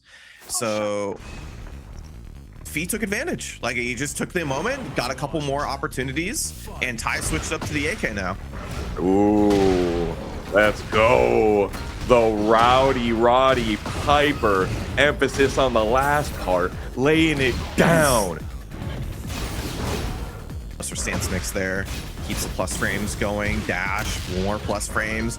Keeps a simple mid check into the Hades drop. Doesn't get the pickup afterwards, but nonetheless, nice poke to close it out. That looks way better for Ty. Oh, yeah. He was fully controlling every situation there. I mean, helps a lot when you get the launch. Phi, nice and tight. Staying composed. Gets first blood here into the heat. Yeah, this is way more active from Ty, right? Like, he's able to control that space a little bit more. Has a couple more mid and low options in that space that will scare Phi into pressing buttons. But Phi, definitely, once you start aggressing onto Steve, that's when the back ones happen. Yes, sir. And the flash, super flash happened there because that's a punch sabaki, and that allowed the guaranteed giant swing. Nasty work from Ty. Okay, knew that he wasn't going to be able to punish the massages there. Phi just mixing the timing a little bit too much, trying to jab it out and nothing doing. Ty taking round 2. Yeah, just way better read on Phi now. It's hasn't looked terrible, but like I said, once you start aggressing on Steve, it introduces the back one into the game plan. Oh! Able to catch the timing, not quite meaty enough, Phi. Just goes for the shoulder under there, gives you decent frames to work with. Wait a minute though, Steve on the wall. Yup, happening. Oh, I'm not gonna duck again. Okay, no worries there. While standing 3-1, and there it is! BDP Raw! Oh no, missed the ender, but gonna turn it into something afterwards. The heat engager, giving him plus frames to work with. Wait a minute though, Ty breaks him towards the wall. Heat dash to try to mitigate that situation. No punish on the dark upper. Damn, dark smash and getting the jab punish. Not the easiest thing in the world to do. Yeah, not a lot of recovery on that move. It is punishable, but you got to be on the ball. 10 frame punishable. You know how many times I've tried to jab punish that thing and the Armor King player just does duck while standing one? Yeah. Yep. Happens to the best of us. I mean, maybe it happens to the worst of us, and maybe that's why it happens to me. Damn, tries for another while standing 3-1. Phi staying so incredibly active. Nice. Ty well timed there, meeting Phi when he was coming in. Great delays. Fee trying to close it out here. You do not want Ty to pick up momentum. Gotta close it out right here, right now. He misses the down forward 4 with punish. Yeah. And luckily for us, but maybe not so luckily for Fee, we're going to game 3. Yeah, I mean, the duck jab's like such a good situation for that post low. It's, you know, and the answer to that is very difficult. Or, I mean, I guess in a round end situation, everything's difficult, but it's not something that you go to normally. So good defense there. That kind of, we'll see if that comes into play later on, because that's a staple low for Steve. And he's kind of showed it in a round end situation when it becomes the most valuable, right? Yeah. It kind of changes it, especially versus the highest level of players. Sometimes they'll take that duck jab because it's not that big of a deal at the end of the day, and they might save it for a rainy day. Like but if it comes back into a round end situation, you might see the next level of the mix up there. So I kind of want to see if that comes into play. Ooh, that's what I'm talking about, baby. The whip punish dark upper. We like that. We always like that. Get that a little bit extra delay for the extra. Ty, very in control here. Has the heat. He's walking on him. Nice, good block from Fee there on the step block. Just trying to find his moment, but Ty's going for a lot of quick safe buttons. What? You get Koza? I am so confused. cool. That must be nice. So cool, honestly. That's because it's coded not to wall splat, but because the wall's there, he doesn't move further, so he gets a combo. That's so cool. Super cool. More chances to see the BDP. Here we go with the low parry. And we're not gonna blow up the wall. I'm saving it for later. Wait a minute.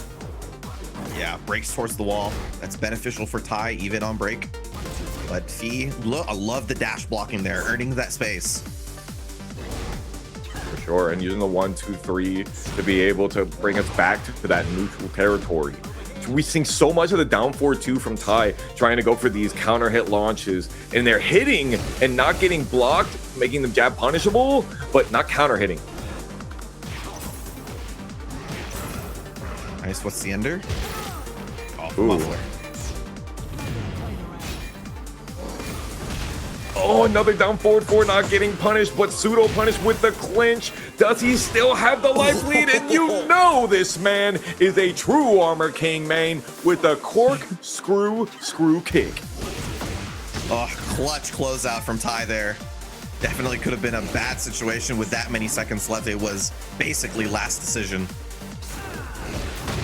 On the back, just gonna get a heat engager, push towards the wall. God, this is so fun to watch. Beautiful back one. Still gets the pick up off of the flicker. Can we turn it right round? Doesn't want it, doesn't need it. Okay. Yeah, I was impressed. I mean, he had the right combo for the situation. Love to see that. Right outside of rage territory. I spoke too soon. He's in it. Lost the heat. Ducking under that homing option to make sure that Fee pays for it. Oh, no string there. I mean, I don't think it would have killed, but maybe he was going for Oki. Nonetheless, he left some on the table, and it might matter in the end. Never mind. The wall standing 3-1 to close out ties on set point. Yeah, I was thinking maybe 3-4 he hesitated on due to the fact that it was a little bit long range. And respect, sidestep 4, counter hit. That ain't spit, that's blood coming out ya. Ooh, he doesn't delay, so it gets the extra wall break. I don't know how beneficial that is, but Ty's taking advantage of it. Plus frames. Oh, the stunner. Gonna close it out with a nice safe mid poke in that situation. Love to see it from Ty. Saying this for years. Tekken 8, the #1 spectator sport. And this is gonna be a great example of it right here.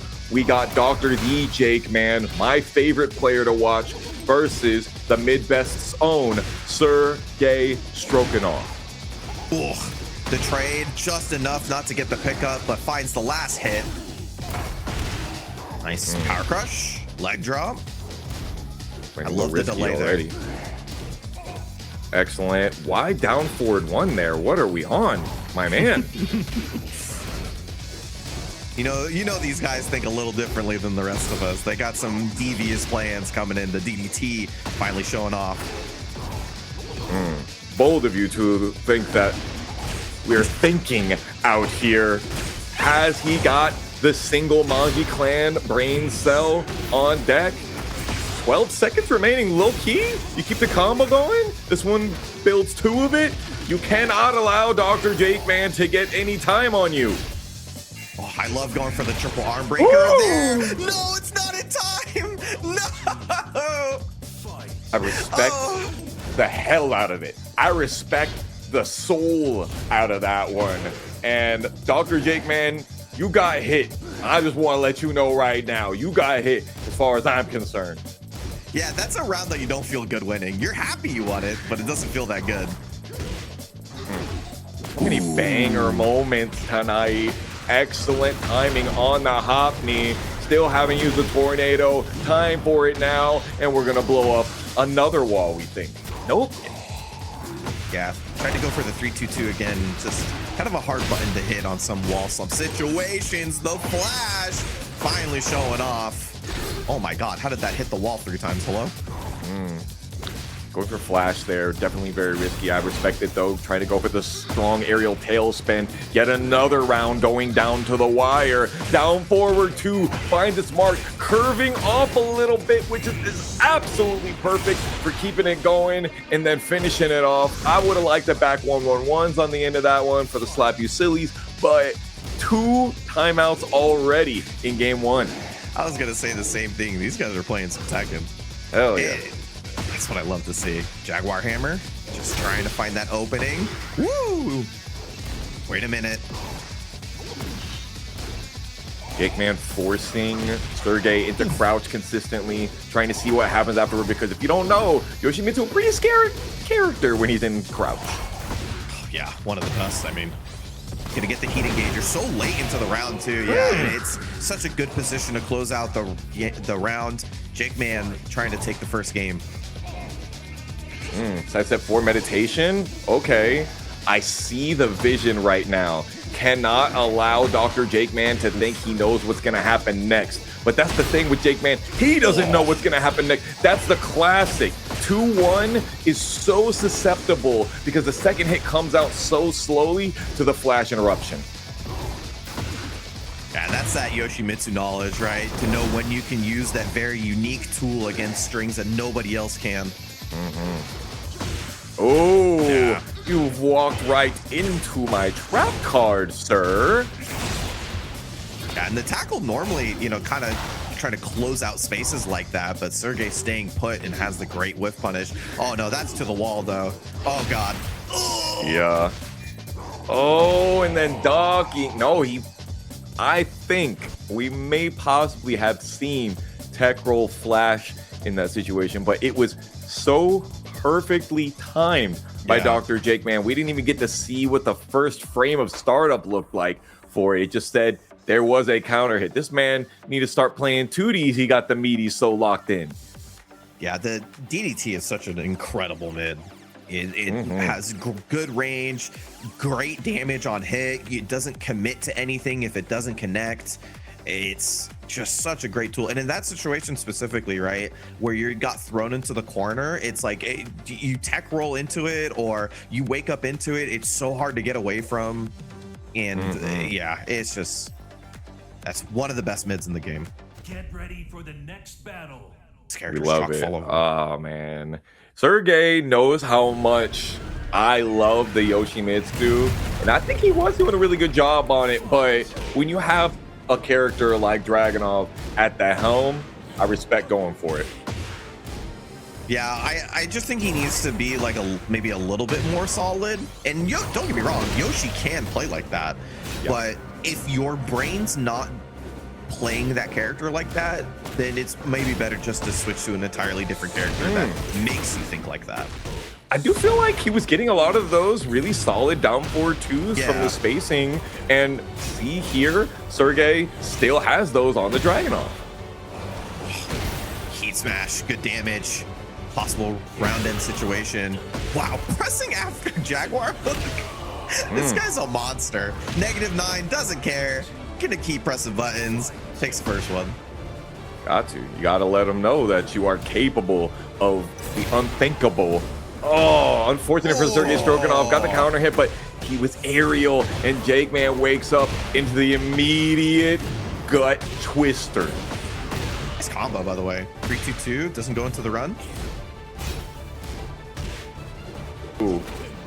No camera hit confirm on the double hook disaster. JJBreeze still has the heat, spends it here. Double knee, just mashing the plus frames, making him think about it. Right timing for the Jaguar hammer, running knee once again. Everything's right for JJBreeze, who is now taking it to the stage where he wants to be. Floor is activated. It's time for another 125 damage combo. It could be. It could be, you know, he did it on the last round, the last time we saw him on stream, so maybe he gives us another exhibition. Oh, brother. For the kids. Staying on the floor versus King, I don't know, Chief. Yeah. I mean, damned if you do, damned if you don't, but definitely want to play with that. Counter hit shove. Nice confirm. What? How did the down 4-2 not hit? Sidestep right duck. Dr.TheJakeman is showing you all how effective it is. And we've always said that with that kind of movement, but it takes the pros to really give you the proof of it. That when he wins, it was because he's better. And I can't wait to see it. And it might happen today. It might happen this week. Let's see it. Absolutely. Let's see, here it is. Our very first winner semis. Ooh, okay. We got the instant running giant swing shining wizard mix here. Already catching Malik for a loop. Yeah, I wonder what he thinks an Armor King over Bryan. Hop kick is very nice, I guess, against Lars on a read, but I think some of the keep out tools that Bryan had might be a little bit nicer. I'm not sure. Ty is a little bit more active on this character than he is on Bryan, I would say, in general. Agreed. I mean, the character, the spacing, oh my god, that could be dastardly for Malik. The spacing that Armor King gets on a lot of his big buttons is really good for that hit and run style. Yeah. And I think that's a big plus. But in all honesty, he's just aura farming, as he always does, as Armor King does for us. I told you all before Armor King came out, he would save us. And look, Ty, a believer. Ooh. I'm a believer in Ty, because if I see somebody block 4 Lars buttons into a perfectly timed dark upper, I'm a big fan. Fortunately, he didn't get the full combo, so he's going to let Malik have another opportunity at trying to find his way in. Step 4, you get the knockdown, but no counter hit launch. Again, you know how amazing his buttons are. Okay, Malik doing that classic Lars pressure, mixing up, doing stance cancels as well. Okay. Yeah, you're gonna have to throw Ty for a loop here. I feel like he's a little too comfortable. Gotta cut it too far away for Ty to get a punish on. Both in heat. 9 seconds remaining. He spends it. How dare you? Oh, no. The talk to the hand, little man. I love it. Neither player did literally anything at the end there. Just like, yep, we both know what's going on here. Love the use of that 4-4-2. Controls that space really well. Why does that track? No understanding. Zero possibility that that should track.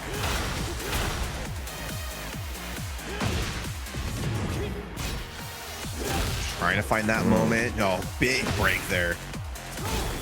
Seeing a lot of the back one from Malik. Ty has been doing a lot of lateral movement. Beautiful double back dash. Waits for Malik to overextend. And Ty extending his pain into Malik's course. No. Oh, no. Oh, God. It takes a moment versus this character. You give him one opportunity. He grabs you on the floor, puts you on the wall, and gets the job done. Excellent. That's what we like to see. Now, I know we like the execution barrier of Ty's taunt and how great that is to watch Bryan, but seeing these fun little okie things that you don't get to see as much of with Armor King, as well as the movement that Armor King allows you to do, and how Ty can rock it on the Ty lever, which is not out yet. You know, hashtag not sponsor. Give me one, please, Ty.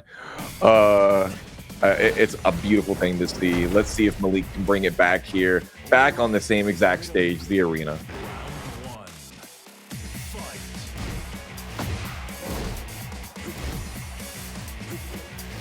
We're dancing. Malik. Yeah. Once again, really going in on the silent entry mixes, limited entries. The brawler kick. Yeah, I mean, that's one of the other reasons why I think this character is so good for a player like Ty.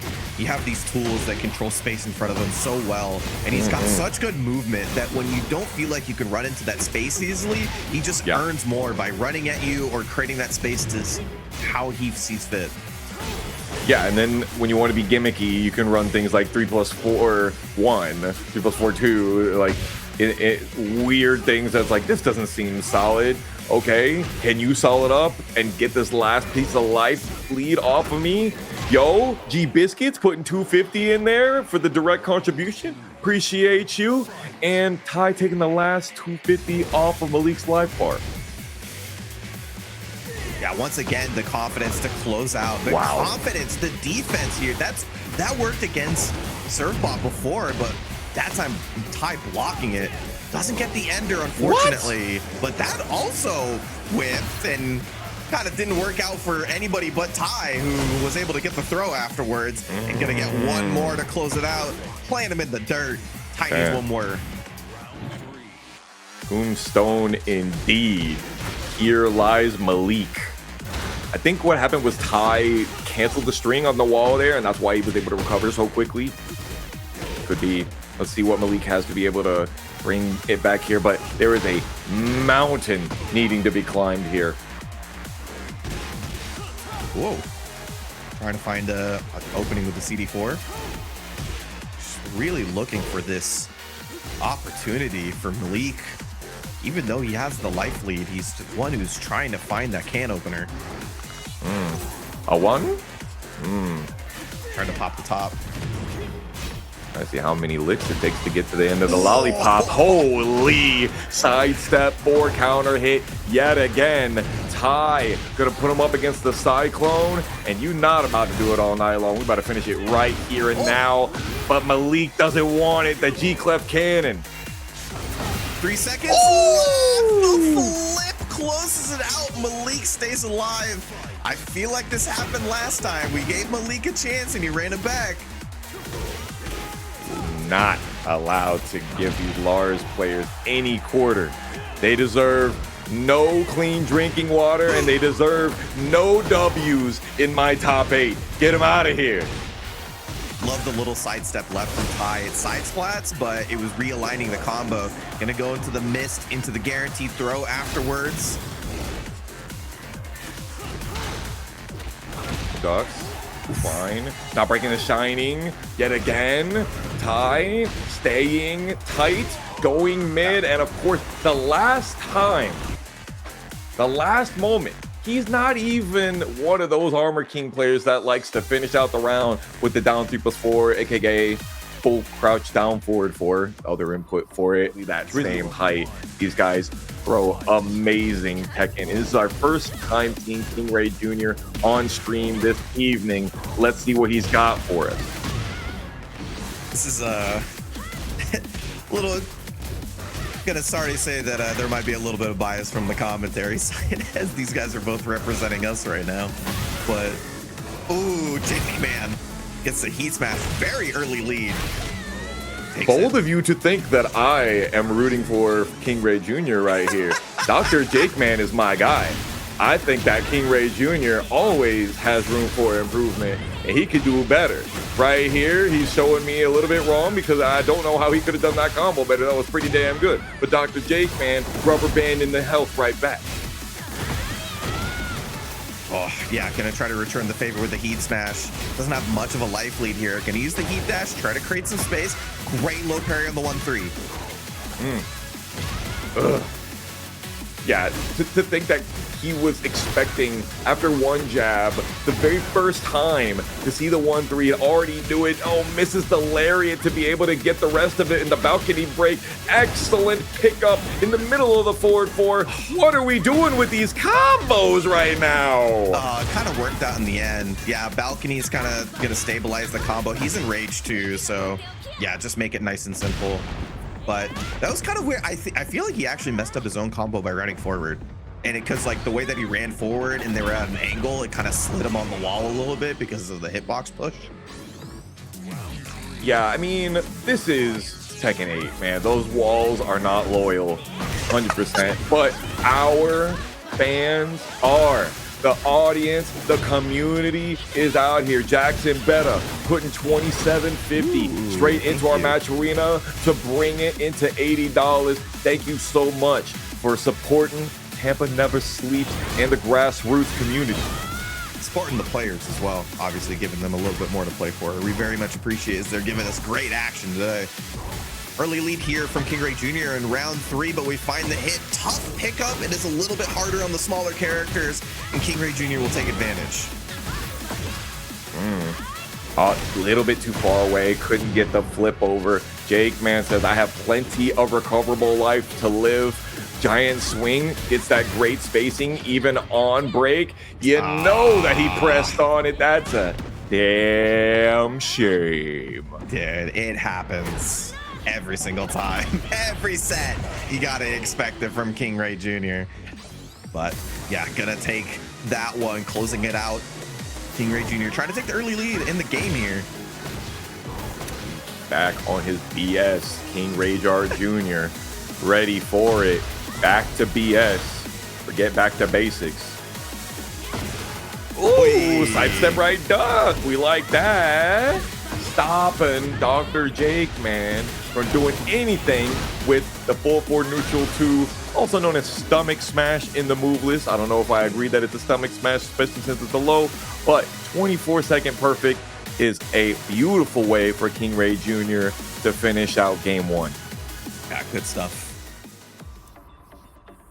See if we can get the adjustment here. A couple of good moments from KingReyJr that led him to take a couple of wins on the rounds, but JJBreeze looking good so far. Just a couple of really good reads, and definitely adjustments can be made. These guys are 2 of the best, so we will see if it can happen here, as JJBreeze's been looking really good so far. I mean, as you saw before on the wonderful graphic that TNS has been making for these tournaments, winner of 102 and 103. It's been on a roll lately. It's always on the table for either one of these to be on the throne. Speaking of which, JJBreeze in the background qualifying for a loser side top 8. Might see him later on. Wonder who we're gonna see afterwards. Oh, $20 from iPureTex, putting us into the triple digits. That's what we're on right now. Community showing out. Ugh, you'll love to see it. Beautiful float here from KingReyJr. Yeah, thank you so much, guys. Just not only having a little bit more in the pot, giving them guys a little bit to play for, as Lucas mentioned before, all of this goes to the players. So we think they can't say anything right now, but I'll say it for them. Thank you so much, guys. As we get into this one, JJBreeze taking the first one there, once again off the heat smash. Oh, the cans. I think stuff on the running knee. Right time, right place for everything. See what he wants to go for the ender here. He's just gonna go for damage. Oh, the reset. I love to see that right there. It is an infinite stage, or I should say a big stage. So those resets might come into play a little bit more often. For sure. JJBreeze. Man, after that string, anything can happen with Asuka. JJBreeze going for the power crush read. Nothing doing. JJBreeze still great on the defense, but he's losing life so quickly. Wait a minute. Can recover some of that gray life. Gonna recover a little bit with the heat smash, but still has a long way to go. Let's rip the double hook disaster. Emphasis on the last one. JJBreeze getting ducked and punished. Whoa. Ooh, and a little deja vu. Yeah, happening once again. Gonna go for the same situation. What's the mix? Goes for mid? Yeah, tried to go for inner strength that time, but was a little too far for it. Yeah, fair enough. JJBreeze knows what's up. Look at all of the gray. It's not even a chip damage problem. You just ate all of that in combo damage. Tekken 8 allows you to get some of that back, should you get the chance to play the game, which KingReyJr. not really forthcoming with allowing. Oh, that was it right there. He's looking for the shove so he can heat engage into 4-2-1. He got the counter hit and didn't confirm. That really sucks. That's a damn shame. JJBreeze still in it though, locked in on his guaranteed follow-ups and still looking for those big counter hit down 4-2s. Yeah, I mean, I don't think he's gotten, well, he got one and didn't confirm it. That was a bit unfortunate, but it hasn't been many. JJBreeze normally gets more. Got all of that life back that he ate for the warning 1+2. Interesting punish on the can 3-2-2. Whatever, we take those, I guess. Dr.TheJakeman on hit it or quit it point. Nice punish. Gonna go into heat a little early there. Gets the Shining Wizard.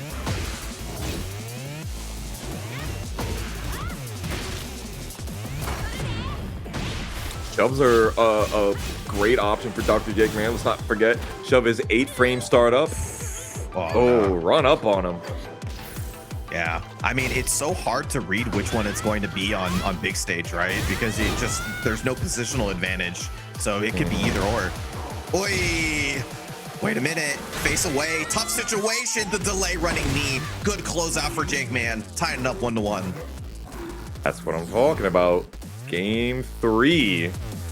Oh man, low-key, I want this to be a 1-3 set. Maybe we get it later on in the evening. Possible. Not quite sure, but the adaptation from these guys, they go back and forth, as of course we knew they would. Speaking of which, Misato, my boy from Jacksonville, Florida, taking down Sergei Strokinov and qualifying for loser side top 8. Let's go. Love to see it. Love to see when your boys make it big. Yes, sir. Round 1. But see if my boy can do it here. JJBreeze tying it up 1-1 against one of NA's best. Obviously, JJBreeze one of NA's best himself, but KingReyJr. I think has been top dog throughout at least season 2. By the way, y'all, in case y'all aren't checking out Twitch chat, that's where the real entertainment is going on. Absolutely wildness going out. Not quite as wild as the big duck full crouch down forward 2 from Dr.TheJakeman here, though. Ugh. God, dude. Woo! What a pickup. Nice. Can we get to the wall here? Hurt, dude. This guy's combos are so good. By the hair of the chin. Ooh, sit, boy. I love nice combo. Here's a heat smash. Oh my god, that did so much damage. Oh! A little taste of your own medicine. Got him. Dr.TheJakeman finally up in the set right here. It's been explosive. Pyrotechnic, you might even say. Gotta show off for the fans. Yo, where my Rhythm Heaven fans at? Post for the fans. Nice punish. Don't see the punish on the duck jab string all that often. This is KingReyJr. we're talking about here. His dad has been whooping his ass with this character for 20 years. He knows that punish.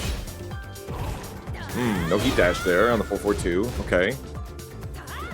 I like that. Keeping the Naniwa. Oh. Nice.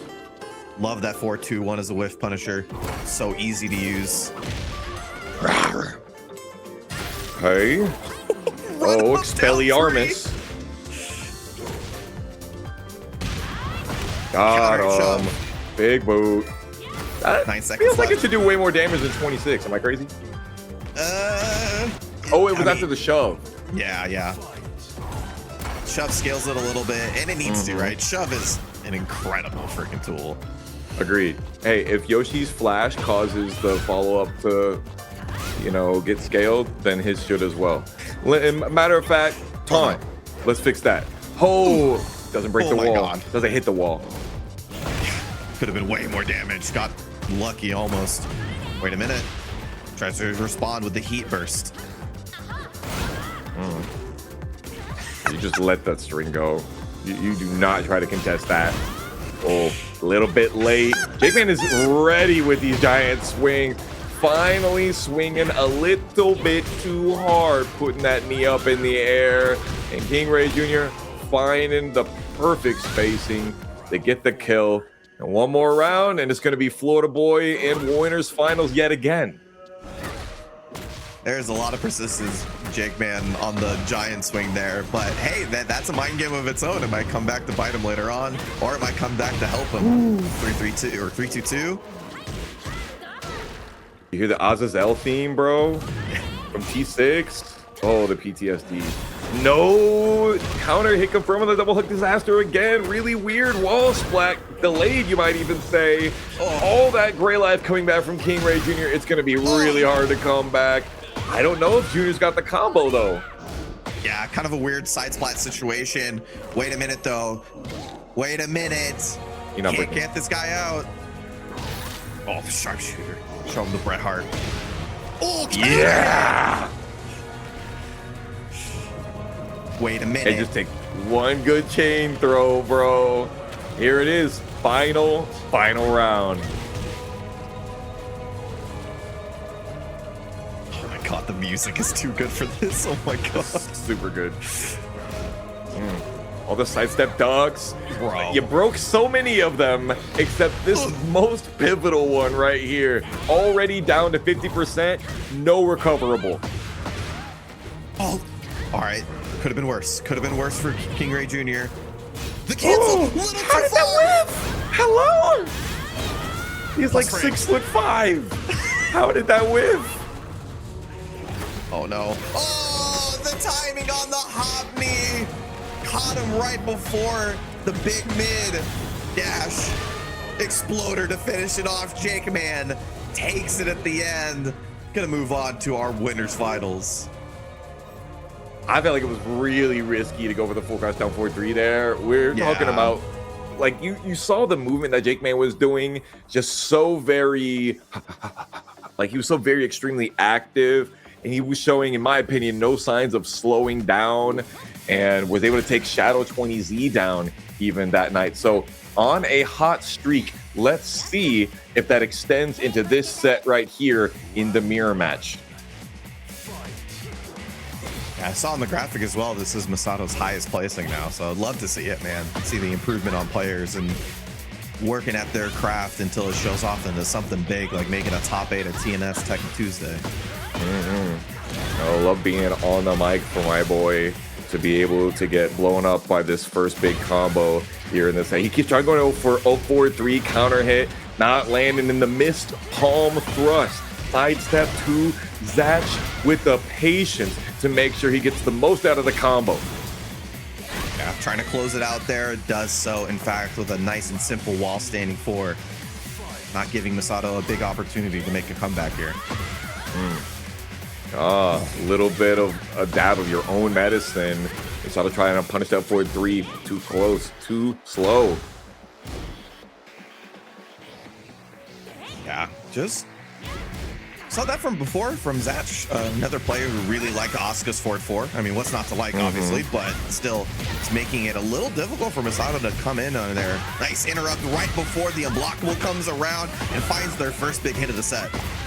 There we go. What I'm talking about. You know, we're playing a little bit patient. There's no scared, it's patient. I like the full 4-2, making him think I'm maybe gonna go for the running 1+2. Not happening. Zatch puts on the back 1+4. And if you're an Asuka player getting hit by that string, oh man, I know you got some hatred in your heart. feels extra bad when you get hit by the tricky stuff too, because you obviously know it, right? And you weren't prepared. Oh God. It's just so fast, so difficult to see. Another big counter hit by Zatch with the back four there. Lots of extra damage on the wall, and we're looking at those down 1+2s. Yes, sir. I don't know if we're reacting, but we got the punishes ready to go. I mean, I felt like that duck happened like a mile before that down 1+2. True. Nonetheless, was able to close it out. Nice duck from Zatch, who was able to take the first game. Zatch is known. I know Asuka is an extremely aggressive character before I say anything, right? But Zatch is specifically known as one of the more aggressive Asuka players in North America. He can just run you over with down 1+2s, running 1+2s, and is really good at getting in your face and staying there. Yeah, the way that this character operates, it just makes it really hard for you to feel like you can make a decision that doesn't put you in a bad situation. So it's like you're ducking on down 1+2s. Obviously, it's launch punishable, but like that opens up huge potential for the character. Oh no! Not the got your nose in the round start. That's a damn shame. Yup. That's Asuka, baby. Okay, your turn. Your turn. A little bit too short of the steps. That was your opportunity to get the floor break. Nice. Recognized the delay. Got the parry. 4-frame startup on that Sabaki too. Must be nice. And that's going to do it for round 1. 4? Zatch is... Yeah, 4. That's cheating. I know. Oh, no, brother. Another Sabaki for you. The classics. Oh, my God. Dude, he is taking every floor interaction. It's been so difficult for Misato to even get anything going when he's getting more value out of every situation. All right, Misato, don't let me say the phrase. All right, I need it from you. He wants that whip punish so bad, and Zatch knew. Let's not forget that up forward 3 has the same whip recovery as Electric Wind God Fist, so Zatch was waiting for that.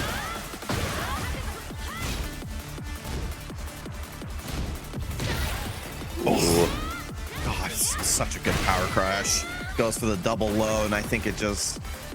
Unfortunately, the weight of the situation kind of was a little too big for Misato there, getting opened up by the little stuff and the big stuff as well. So, nonetheless, however, great stuff. The entire nation. Let's see what Shinobi has to be able to fight. Hello? I almost didn't register. He's playing Dragunov? Okay. I mean, I don't doubt it. But sure, you can't not JJBreeze, especially not JJBreeze. He's still Luke Sidewalker. Hold on, is this Darth Vader? Anakin Luke Sidewalker? This is Anakin Sidewalker. I thought it was the Street Fighter EX character. Oh crap, I didn't play that game, so I don't know. It's Liquid? That's not Liquid. No. Crap. Who's the character with the mask in Street Fighter EX? I'm sorry, brother. I don't got it. Oh, God, yeah, I know. I haven't played them, so I wouldn't know. Doctrine Dark? Yes, okay. yes. Thank you. That's what I think it is, because it's the mask and the blonde hair. Listen, I'm gonna say the thing that I say. We're gonna need JJBreeze to tell us what's going on, but we gotta tell the people what's going on in the match right here. Even though we're a little bit starstruck in this moment. All right, we're turning on the propane. What do you think you're doing right there, going low in that opportunity? Oh no dudes here. It's a one-on-one fight. Tackle. Oh, give me the leg. Hold that. Yes, sir. Down forward 4. We got those 12 frame mids. Shinobi with now a tie round situation here. Look at JJ playing the poke game so well. You're not supposed to be able to step that button to the left. Hello? How come when I do it, I get it? Yeah, I mean, it was a walk, so I'll say that. It was a walk. That's Tekken. Yeah. It's all rules until you break them. Oh, God. Especially when the walls are involved. 442 does not get the punish. Yo, Ocarina Link, appreciate you for the 31-month resub. How dare you think that I'm gonna fall for the parry trickery? Ugh. Takes the leg once again for the round ender. JJBreeze showing off on the Dragunov.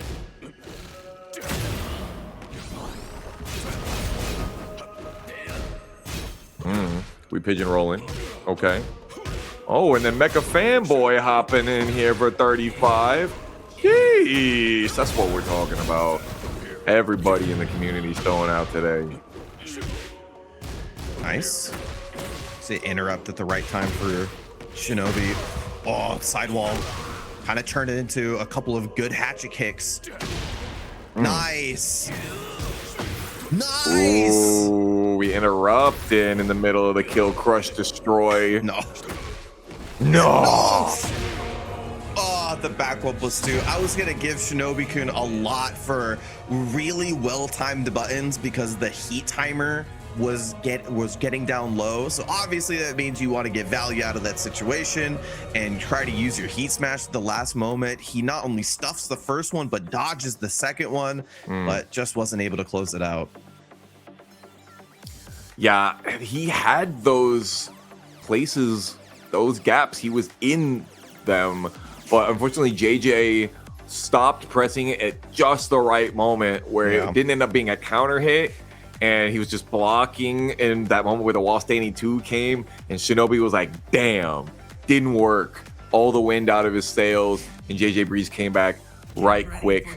And all right, we're sticking with the Raven. Sometimes Shinobi likes to go a little bit wild and play the Ling Xiaoyu.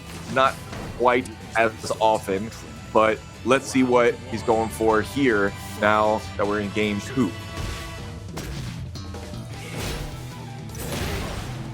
Oh, God. Kind of weird off axis because of the running, so didn't get the combo, but Shinobi-kun will pick up the situation afterwards. That's a damn shame. You know, I feel all sorts of bad for you, JJ. You didn't sound very sincere. You know, listen, what are you, my wife? Telling me how much my tone matters? All right. Okay. Shinobi is moving now. We like that. Yeah, this is definitely more active. You feel like he's reading the situation a little bit more clearly. Yeah, that's definitely a good start to round 2 as well. Big confidence. Just takes one good round. Oh, no. What? Hey, you didn't get wall splat. Yeah, I was going to say the same thing. Heat Engager was probably the best case scenario there. That down back 2-1 is super good tracking. Yet again, Shinobi getting caught trying to do the parry. Super off axis, and maybe the walk would have worked out, but he pressed the button a little early, had that hitbox extension. Gonna get the early heat engager themselves. Let's see if we can find that hit right before the low happens. Not quite there, but JJBreeze finds the heat engager or heat activation of their own, trying to mitigate it. Heat dash. Wow, point blank on the forward 2 heat dash there. Gonna get the maximum amount over it. But gets punished immediately. No more wall pressure. Out of the air with the back 1+2, resetting those plus frames. Nice. Again. He just sees it coming. He plays against his character too much. Yeah, and then you have like this really nice safe on block hopping mid. It just gives you the confidence to press that button in that situation. Dang, and the big trade. Ibo, I see you out there. Hope you're doing good, baby. Shinobi did not want his back to this wall. Yeah, and I love JJBreeze just standing there, right? He knows the positioning's better for him, but couldn't find the hit. Shinobi with a nice duck and punish. Well, micro dash heat burst wants to get as much momentum and keep it as possible. Over the hail slicer into the +7 still. I don't know about this one, Chief. Still not breaking that throw. Oh my god, how does he block? He's smoked, bro.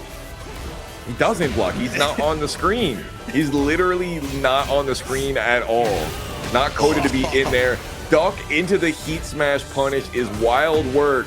Getting stepped. Shinobi struggling to fight back here. Does get the parry. Needs this last bit of energy to make it so he's still in. And we're in there. Hit it or quit it, Shinobi. It's your time. Oh, takes the big slide here. Woo! Sick combo back towards the breakable. We like that. We flip them over into the extra low. They want to stay down. They don't want to be out with their balcony, the breakable behind them when they're in heat. And, you know, there are no cracks on that glass, but as you said, in heat, it's a whole different ball game. Hellfire goes low is crazy. No launch? Maybe because it was too far away. It's variable active frames. Understandable. Oh, we're turning him into a grappler. I mean, he does have a full grab game. I was about to say, Shinobi, Jax is whack. If you can't run those throw breaks on here, if you lose the throw breaks, I'm gonna have to take my belt off. But Shinobi giving us a game 3. I think you're right though that there was probably a punish opportunity on slide, but even with like, let's say while standing 1+2 heat dash, probably would have been like a little bit more consistent and less scary in terms of like, but I think in that situation, JJBreeze is thinking, I block anything, I mash heat smash, because the timer was running down and he just wants to get value, reset plus frames situation for himself. So he's not thinking about what's happening, he's thinking about what's gonna happen. Or you know, just trying to go for the safest guaranteed option possible. You know, while standing 4, that's gonna do that. And it's creating a comfortable stitch for him. Nice punish from Shinobi, but gets knocked down. Tries to go for the 3-3 string, cancels. Oh my god, he's getting blown up currently. Jabs. How about the pokes? Too far away. Pigeon roll out of the heat burst is crazy work. A little too far to pick up off the wall standing 4. It might have needed something crazy. Nonetheless, JJBreeze finds a big wall splat. Make it simple. That's what I love to see. This gets the kill, right? I feel like we could have done the normal down 3 into the rest of it, but you know, this is flashy. I respect it. Cold and calculated. Yeah. Easy to input, and it's early in the combo. Sorry, this is like my favorite tag song. Oh, okay, good. No, I feel you. I feel you. Oh my god. Face splat though. Immediately goes for it. I love the combo.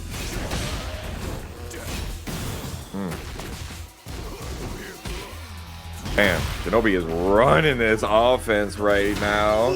Oh, no duck right there. Careful. Still got heat. 4-1. Just takes the plus frames. Try to get into heat mode. Down back 2-1. JJ doesn't duck. Down back 2. JJ hesitates and gets blown up by the low. Yeah, finding it. It's been a lot of mids for Shinobi to close out rounds, so that low definitely comes in clutch. You don't want to see me in Tekken, Shinobi says. JJ got the heat, turning on the propane, and Shinobi's trying to make sure they don't expend that final piece of energy. Oh! Plus frames. Nice stab. You're gonna have to take the hit. Nice whip punish from the wall standing too. Hey man, the pillow princess strategy works every time. He stayed on the floor. Shinobi put him too far away. Sidestep, low parry. We're still in it. Man, this is a relatively small stage, so you're getting to the wall right where Raven wants you, but a great block on the low. Sidewall saved his life. Oh my gosh, Shinobi couldn't get another chance. Damn, yeah, that 4-4 put him so far off axis. Yet another one. Oh, but a really good wall splat, all the same. 50 damage. Stop that! Dash, plus frames. Oh, the grappler's returns. He doesn't do the G-Clef cannon in the middle of the board 3-1+2 string. That's the classic. In the middle of the Blizzard Rush, you do have the ability to jab and interrupt, but you never know if they're gonna finish it. So that's the muscle armor and the backwards Jaguar step. I think you also have way better options to punish and to stop Dr.TheJakeman from doing those evasive turn stealing tools. And already Ty turning on the burner for our first round of this first to 3 winners final set. Oh, got him pressing on the second hit and converted it very nicely. Does he get the wow? My goodness, Jakeman with the combos almost got that 3-2-2. A little bit of a weird hit on the end there. He's always ready. Ugh, stunning. We breaking. Oh, you didn't know what was coming. 84 damage after the rage art is actually calculated there. Must be nice. Oh, sick life lead. What if I hit you with a giant swing into Heat Smash? Good God, dude. Oh, what a crazy reaction after he stayed ducking right there. No break of the glass on the 4-2-1 heat engage. Ugh, but the 4-4-1 into the corporate elbow. Why'd that end up on the other side? Oh, counter hit Jaguar hammer, right time for everything. He's smashing. No guaranteed, never mind. And then wakes him up backwards. That was even worse of Oki than I thought it was. But Ty gets the counter hit to start out round 3. Yeah, I need to close him out though. That's the most important part. You see, Jakeman can make a run back if he gets the opportunity.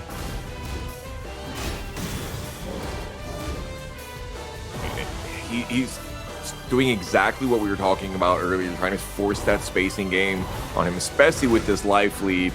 And Jakeman foreboding with the muscle armor. Yeah, he wants him to press into it so that he can get a heat engager, but just gets it with the 4-2-1.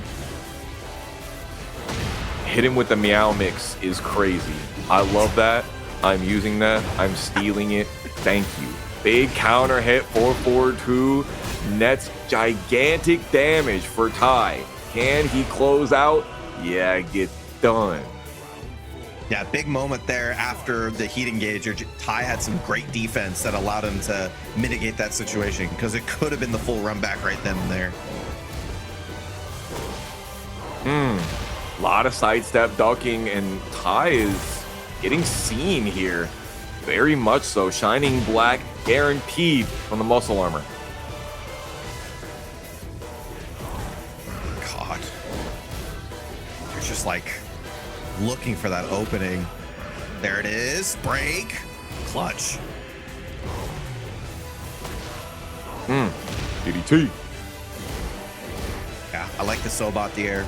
This positioning's better for Jakeman at the moment, so he just wants to control it with a homing move. Doesn't overextend. Ooh. Dark. I feel like he wanted a deeper dark upper, and maybe the slowdown of heat burst activation kind of messed it up a bit. Nonetheless, Yeah, I feel like... Yeah, I agree. 4 seconds. Oh, yeah, the elbow. 3+4, but there was not anywhere near enough chip damage to stop Dr.TheJakeman from running away with that life lead. Thoughts on the Armor King in game 1? I don't think it's as bad as I thought it was going to be, but I still think he's trying too hard in the sense of like, not like he's. I just think it's getting it gets a little bit difficult at times, right? He's just there's a positional. Jakeman's been having the positional advantage a lot of the time, and it feels like at times that Ty needs to use resources in order to help his game out, and that only really is a great thing when you have a life lead. When you don't, it sucks. So it like to lose situations based off of getting like giant swung ones into like heat smash, like that's the type of stuff that want to avoid the best you can. However, you know, we'll see. It's only game 1, so if you make the adjustments here, all's good. It can be done, absolutely. And one of the things that we have been seeing, you know, same thing that we just saw at the beginning of the round here, was the 4-4-2 counter hits. We're seeing the 1-2-1-1 sidestep right and punish. We know that one distinctly. No punish on the back 1-2 with your own is unfortunate. Oh no. Yeah, wake up mid. Gonna give him some breathing room. He still needs to close it out though. Counter hit shove, got it, but no confirm. Needs that heat engager. Oh my god. Ooh. Menacingly. Menacingly. The confidence, even on loss, to just duck in somebody's face like that. You got the game lead. Another dynamic dinner time. What are y'all eating out there? Ugh. JJBreaze's eating heat engagers. Yeah, Jake still hasn't found his way into heat mode just yet. Counter hit. Oh, dude, he's been hitting those. I love that new animation, dude. And then forward, catches you trying to wake up backwards. Ugh, so sick. Yeah, good Oki from Ty. I love the heat dash as well, getting a little bit more damage and just putting it on a one-touch situation. JJBreaze's not been doing bad, but Ty's getting a lot of value right now, and his timing's been impeccable. Yeah, and JJBreaze hasn't been able to get the counter hit down forward 2 in quite a minute. Look at this. Oh, 96 damage to the breakables behind him. JJBreaze trying to create space to step away from it. Love the reposition. We're not breaking King's Bridge. I told you weren't breaking King's Bridge. What did I say? What did I say? Special? Ugh. I got a real wrestling match going on. Wake up while standing 3-1. All right, boy. All right. All right. Whatever you want, man. Let it rip. You just do it. You just do it. He tried to go for the running king onslaught and forgot that I got 10 frame giant swing. Thank you. Ran right into his loving arms, and for his reward got chucked into a wall for it. Ironside says giant swing there is crazy, and if I'm being honest, I don't know if I agree. Right? If we had the running into the armored Jaguar run, then giant swing there is free. And if a lot of times the King players will tell you just jab in those situations, because if he's armored, then jab is just fine. And if he's not armored, then you have stopped him from running. So giant swing, even better there.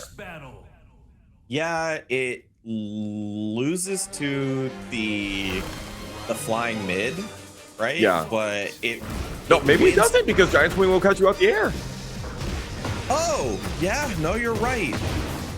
Man, is that a busted option for this situation? That's crazy. Could be. I never thought about that. I also never thought about that. All right, Ty was locked in on it. Let's see if we see more of that meta later. Yeah, let's see. The JJBreaze needs to make the adjustment, right? Ty had some really, really good timing. Those down 2 counter hits were like brutal in that game too. And now JJBreaze not quite believing in the counter hit down forward 2, so not seeing when he grabs them, not able to twitch confirm. The dark upper punish from Ty though. You see the confidence. He's breathing it. Enraged though, still alive after the shining black. Keep it simple with the safe mids. Yeah, another fantastic track. I think this is the elevator on Tekken 6. No, my brain is off. Oh, help me chat. Midtown Roars. Okay, yes, I knew it was Tekken 6. Ugh, the stunners. Spring kick. Nice, trying to step away, trying to create that positioning advantage. But Ty has a big comeback. Does have the heat necessary, but got caught stepping with the Sobot. Yeah, once again, Ty getting caught by the homing option. Sidestep buttons. We're breaking that one. Maybe that was the triple arm break. Although Dr.TheJakeman is definitely one to go for the rolling death cradle in tournament. Ugh, clothesline from hell. Oh, I love the activation there, right? You're not gonna get great Oki off that situation anyway, so let's just extend our options just a little bit. Plus frames, nice block. Was waiting for the second hit though. Still got punishes. He's still in there. Peak, absolutely. Running 3. Hit you straight in the chest with my knee. Dr.TheJakeman says, take 2 of these. Call me in the morning. He's been getting that crouch throw punish consistently. I love to see it. That's why he's one of my favorites. The Black Bomb. UCF 1+2. Or crouch dash one. Y'all know what I'm on. Ooh, the just frame same. You love that. Yeah. Oh my he God. finally lands the counter hit down 4-2. We've been waiting to see that all night. Wait a minute. Oh, the jab. That was so important. Saves his game. Blocks the second hit this time, too. Good adjustment from Ty. Last chance. Ooh. Counter hit. Here it is. Oh, we break those. The true 50-50. The spacing game. Ty's backing up. JakeMan sitting on the floor. And now we got a little bit of that bust a crime. Says, give me some more. We got one more game. And if JakeMan takes it, he's going to go to grand finals. But I know you all want to see us go to game 5 because we are in it. Oh, God, dude. That was insane. I've never seen a more valuable jab in my life. That saved his life. Oh, God. Just these guys are playing on margins here. When they get to the end and you see that nobody wants to make a mistake, right? Like we saw the down forward 4 first hit, then down forward 4-3. Ty goes to stand up after the second time, but still being so patient to not press on it. Man, these guys are on a different level, a different layer. Giant swing to get the first blood of game 4. Oh, we're going in now. Nice. Gets a confirm. Been a while since we've seen it. He's gonna get this good wall too. Naturally, that string kind of puts you off axis, so the 3-2-2 is sometimes difficult to connect afterwards. Ooh, we punish those. The ultimate tackle, a little bit too far away. Still broken. Let's not forget, Ty was a Marduk player. He knows how to break those tackles. Sobot, it's after the DDT, it's just an incredible round option. You basically, anything you do, except for stay put, is gonna get hit. Yeah, I think back in Tekken 7, down 3+4 was guaranteed after the DDT. And after a lot of throws, but they changed a lot of the Okis. So yeah, rolling spot, really good option, especially since it like will catch you waking up. Tragic stuff. Let's fix that. Let's have less mids that hit grounded, guys. Oh, it was absolutely a crazy buff for King. Because, I mean, remember, it gave him that really good wall combo, too. JakeMan doesn't do it often because 3-2-2 is now in the game, but, like, dude, it's so good. Look at the movement, man. I was going to say the same thing. I wish my hands moved this fast. I can't even recreate this if I wanted to. Brother. We're witnessing peak right now. JakeMan and Ty trying to open each other up, make each other get some whiff punishes, wish punishes even.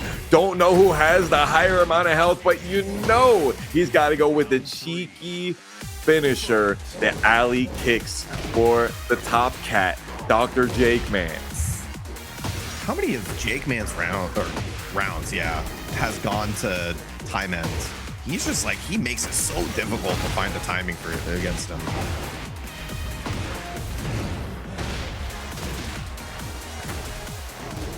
Unfortunate.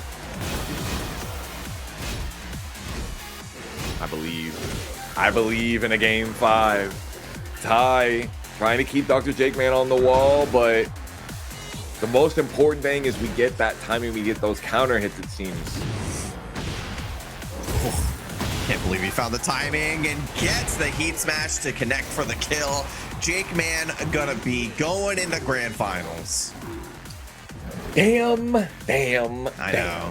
I wanted game 5 so bad. I want of the soda. Let's see if we're gonna pop off here. Luke Sidewalker not on the law as we know him to be on, and it was doing a real good job versus Shinobi earlier, and of course was able to get 2-0 over KingReyJr. Let's see if Asuka back-to-back is going to be good for JJBreeze's momentum. Sometimes you play your alternative just for like one reason or another, right? Like you feel like it's gonna work against a player or something, and then you just start feeling it. You're like, I guess I'm just playing this for the rest of the tournament, or until it feels bad. Yeah, and I mean it's Dragunov, right? Well, when has it been a bad decision to pick Dragunov? Never. Literally never. Not in Tekken 8 anyway. Oh god. Ooh, Zatch. Getting a little bit of boogie going on right here. Damn, I don't even know what he could have punished with there. Maybe 4-1, but Zatch is stopping JJBreeze cold in his tracks. Yeah, tried to return the favor there. Nice walk on the heat smash. Didn't get a ton off of it because he didn't decide to heat dash. Gonna heat smash right there. And he's gonna pretty much tie it up. He's like at 75 health and rage. And it's about to go away again. Zatch, the down 1+2 merchant. I have a safe long range launcher in my 4-2 1+2 with the Nani Gusto, and I'm finna use it. Just one of the reasons why this character is so good, right? Just the long range homing options just keep you in your spot, like that one right there, the 4-4-3. Yeah, 4-4-3 is so freaking good. JG playing the small poke game, which is like great and stuff, but this is Asuka Kazama we got going on here. She will blow you up. Oh yeah. JJ has not been able to find that lead on Zatch though. Like I feel like even though he's finding little hits, it's like Zatch takes a lead and now JJ has to find these moments and maybe overextend a little bit. Hey, let's not forget, this is a first to 3 set. It's all about data acquisition, sidestepping to the right to be able to realign the combo and heat dashing, but maybe could have got a little bit more if he was a little bit more careful. Yeah, that was a really, really good combo. Only 4 seconds left though. You need a launch or a bunch of hits, and the stuff at the right moment will seal it out on time. A great game 1 for Zatch. Yeah, JJ, I don't know right there. He seemed, I'm not going to say smothered in this first game. There weren't as many situations that JJ forced upon Zatch outside of like a couple of knockdowns that he got into like Hail Slicer, some sneak pressure. But like for the most part, he was on the back foot versus Zatch. And I mean, that's many such cases, right? Like it's Asuka. She runs those knockdowns. She has those safe tools to be able to launch. Okay. I love this character. I think Feng is super good, but like it's I don't think it's a particularly easy character to play, to be honest. Like, so let me see it.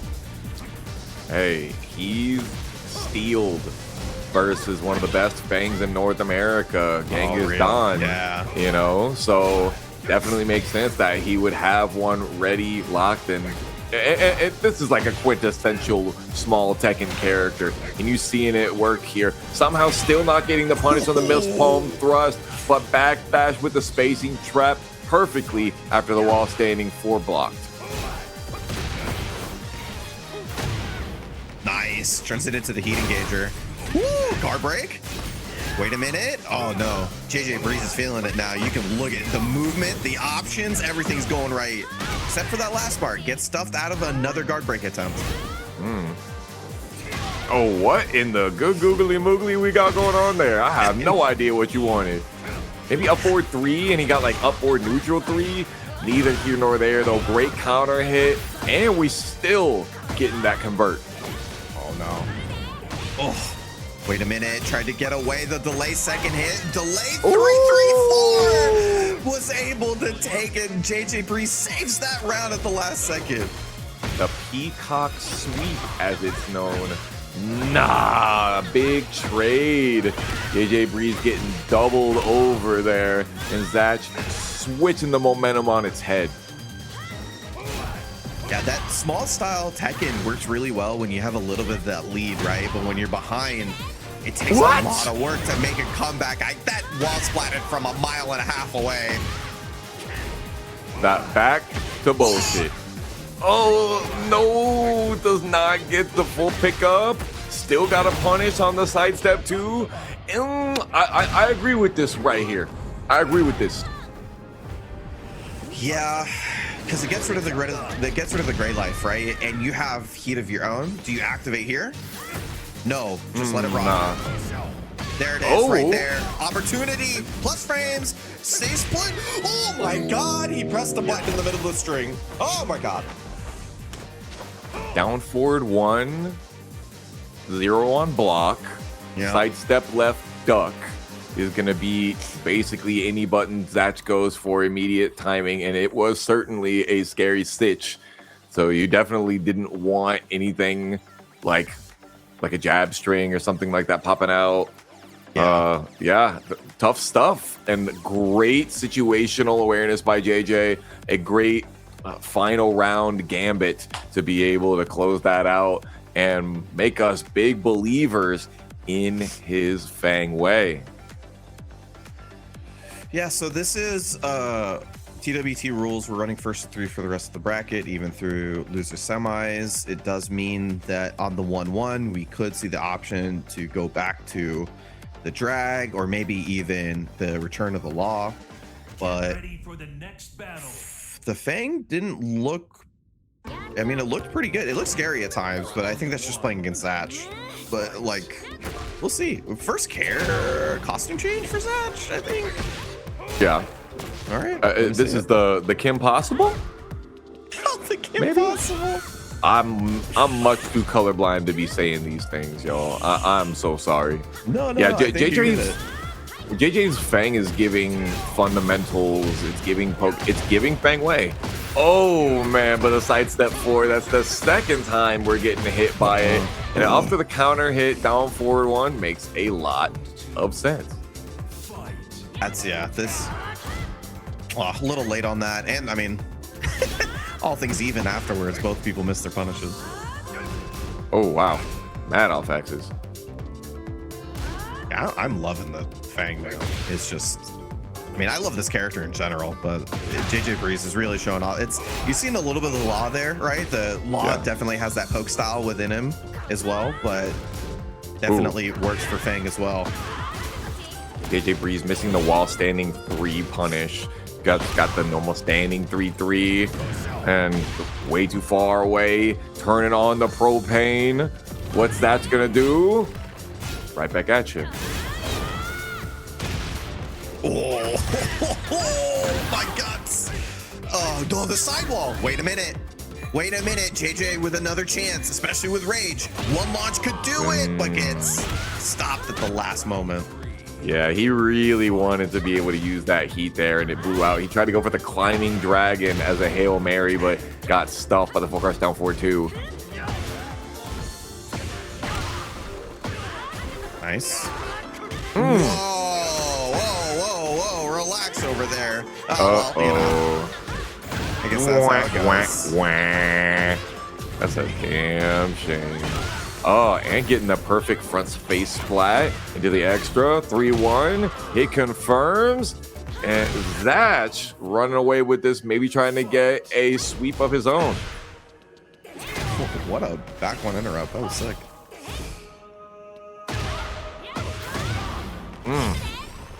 Damn. We're sending this. Ooh, docking. Makes it this time. Tries to catch him on the way out with the heat smash. Counter hit. Doesn't get anything afterwards. One more time. JJBreeze and Rage has a chance to make a comeback with a good hit. But, oh, man. Wait a minute. Wait a minute. Chilling. We're chilling. We got whip punishment. We're ready. Not with a low parry, though. This is the classic. You have to expect while standing 4 after the down back 3. Could have been anything, but JJBreeze not giving up game 3.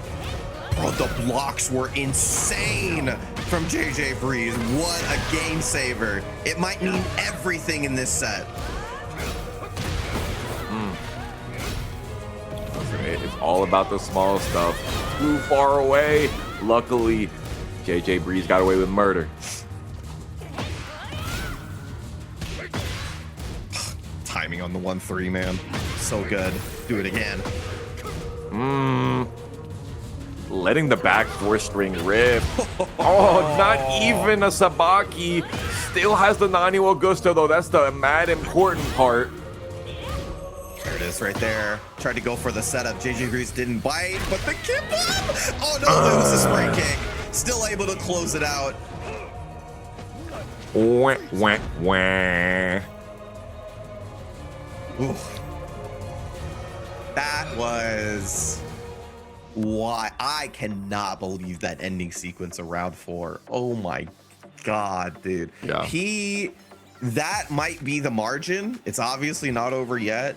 But it does mean that Zatch only has 1 more left. So we'll see if he can make the adjustment here. It's close, though. It's so close.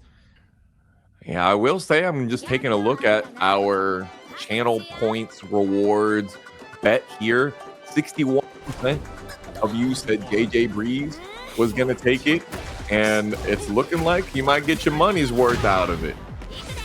They might have said that when you expected the drag or the law or something. Yeah, true. With the Feng's a different story altogether. Put it all on Neptune. Oh my god. Sidestep low parry. Out of this world. Lay wall standing 4. The classic setup for the wall standing 3. It'll work on you too. Man, that's a lot. Worked out real good for JJ. Yeah. Like and he's got the heat. Oh, who said you get to sidestep down back 3? Who let you do that? Nice. Good awareness from Zatch, too. He dropped the combo, and JJBreeze trying to turn it into a mix. Good reactions on the sidestep 4. And that's the closeout with the 4-4-3. Good stuff. Perfect tool for the option. Heat engage. Second in the 60 seconds. Here we are. We're gonna see some Oki? No? Hey. Yeah, this stage is a little weird, right? It's rather big, but it's longer than it is wider. So you're gonna have to adjust your combo based on which way you're going. And sometimes that means it changes your ender. Oh! Nice one right there. Oh, too far off axis. All the same, got a lot of damage. Too far away. Exploding dagger. Still recovers so quickly because it kind of like sways back. Yeah. Really good 4-4-2 for that reason. Still has a great life lead though. JJBreeze has something to work with. 8 seconds left. Needs something from Zatch here. You know what's happened? It had to be the down 1+2. Yeah. JJBreeze with those 1-3s. He is ready for those. And like the second hit is quite duckable and punishable, but we haven't seen it yet from Zatch. He's had some timings on wall standing 3s and hot kicks that have been absolutely out of this world. Guy with eyeliner says not seeing a lot of big Tekken here. And that's because JJBreeze is playing small Tekken so well, you don't get to see the big Tekken.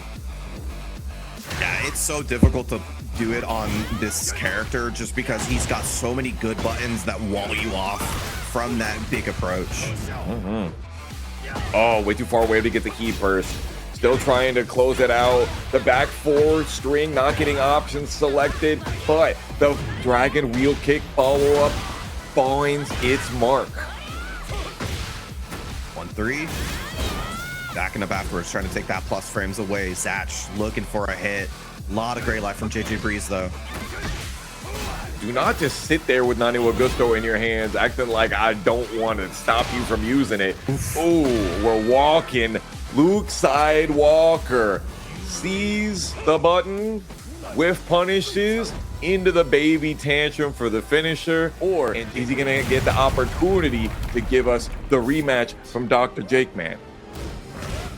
The law comes out finally. We were waiting for it. It might need to go to the big guns for Ty because he's presenting something fierce today. The first time that we got to see this, he said, if I'm dealing with Ty, I gotta play this character. Misses the micro dash nunchucks, but all good. Needs all resources that he can get here, and we're going for the slide early. Number one. Oh, just outside of range. Nice little micro backdash from Ty, getting out of range and taking the first one.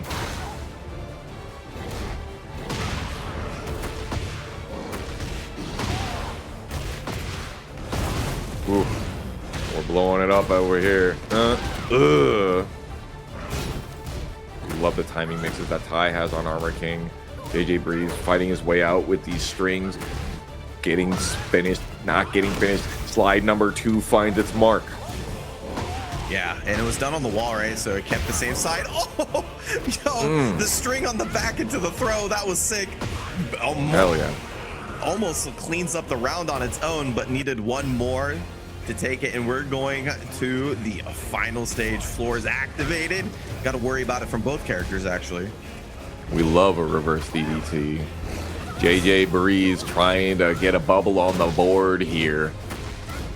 I love. We talk about small Tekken. Look at how close they're playing. That's slide number 3. I mean, you don't normally get a lot from Ty. Doesn't usually give you too much. Oh God, the floor. It's not gonna do as much damage as King, but still, man, that's a great combo starter. Ooh, that's a fire starter. Twisted fire starter. Not gonna wake up in time for that, and not gonna wake up in time to get the punish. Still goes for the slide afterwards. JJBreeze, a little bit of a lead because he was recovering life. Look at Ty, how he's just waiting for JJ to come towards him. He's like, I know you think you have life lead. Ah, you thought. Yeah, tried to bet it on that last situation, let the timer go out, and then if he was right, he would have won with no response. So just a 50-50 situation at the end there. They traded and Ty went for running 3. This man is, he's from a different planet. Why? I don't understand these hitboxes sometimes. It hit him perpendicular. He was going the entire different way. Orthogonal, bro. He hit the normal vector on that one. Oh my God, he is. Oh, that was sick. What a whip punish. Nah, we do wish that it was a dark upper, right? That's definitely punishable, but they might have changed it low-key. I think they did change the frame data on it. Chat, help me remember what the frame data change on that was a couple of patches ago. Yeah, I mean, pretty much needs a launch out of this. Oh! Resort. Found it! Using the mix-up from the previous rounded situation. Goes for the mid and gets it from JJBreeze. Oh, man. Maybe he goes for the elbows. JJ cannot walk him down fast enough. And Ty takes game 1 in a convincing fashion, but man, it was close. But I really do feel like that infinite stage at the end there pseudo infinite played a big part in Ty being able to close out. Yeah, any of the big stages, we'll call them, they benefit the King players quite a bit, right? Just the ability not only to not worry about the positional situation that your throws put you in, because that's something that the King players have to think about. If this throw gets broken, where does it put me? And sometimes it puts you in a bad situation. Secondarily, as well, is that the Kings also have good enders for their combos that stabilize the Oki situation every single time. We haven't seen it because Ty generally plays pretty small Tekken, so he's not going for huge launches every single time. But when you do, it's so nice to have a consistent Oki situation when you don't have to worry about the wall positioning. Yeah, it's the defense of Ty that keeps him having so much staying power in these brackets, right? He knows how to hold on to the tension of the match and wait for his moment, just like right here with that Florida hop kick. Let's go. 3+4-1. You know it's gonna hit. We like that. Oh, dude, that was sick. Yeah, recovers a little bit. Nice break on the Shining Black. Plus frames. What's the mix here? Counter hit guaranteed. Got the confirm. We're ducking. We're punishing. We're in it.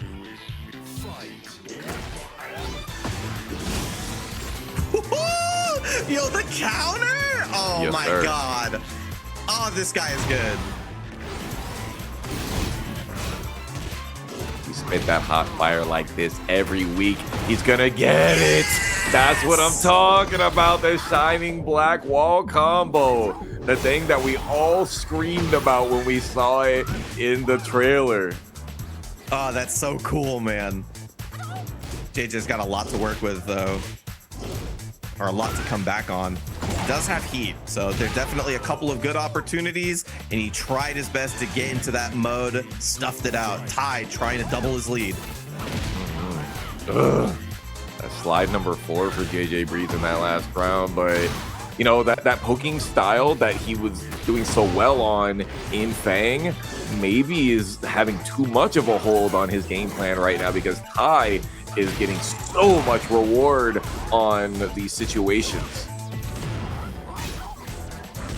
Yeah, I mean, the way that Law plays, it's a little similar in the sense that he kind of pokes and prods you, but it's an entirely different style of doing it, right? Like he wants to use strings a lot more than just little hits here and there. JJ is like, I want you to duck for me, and Ty's like, I know it. That's what I thought.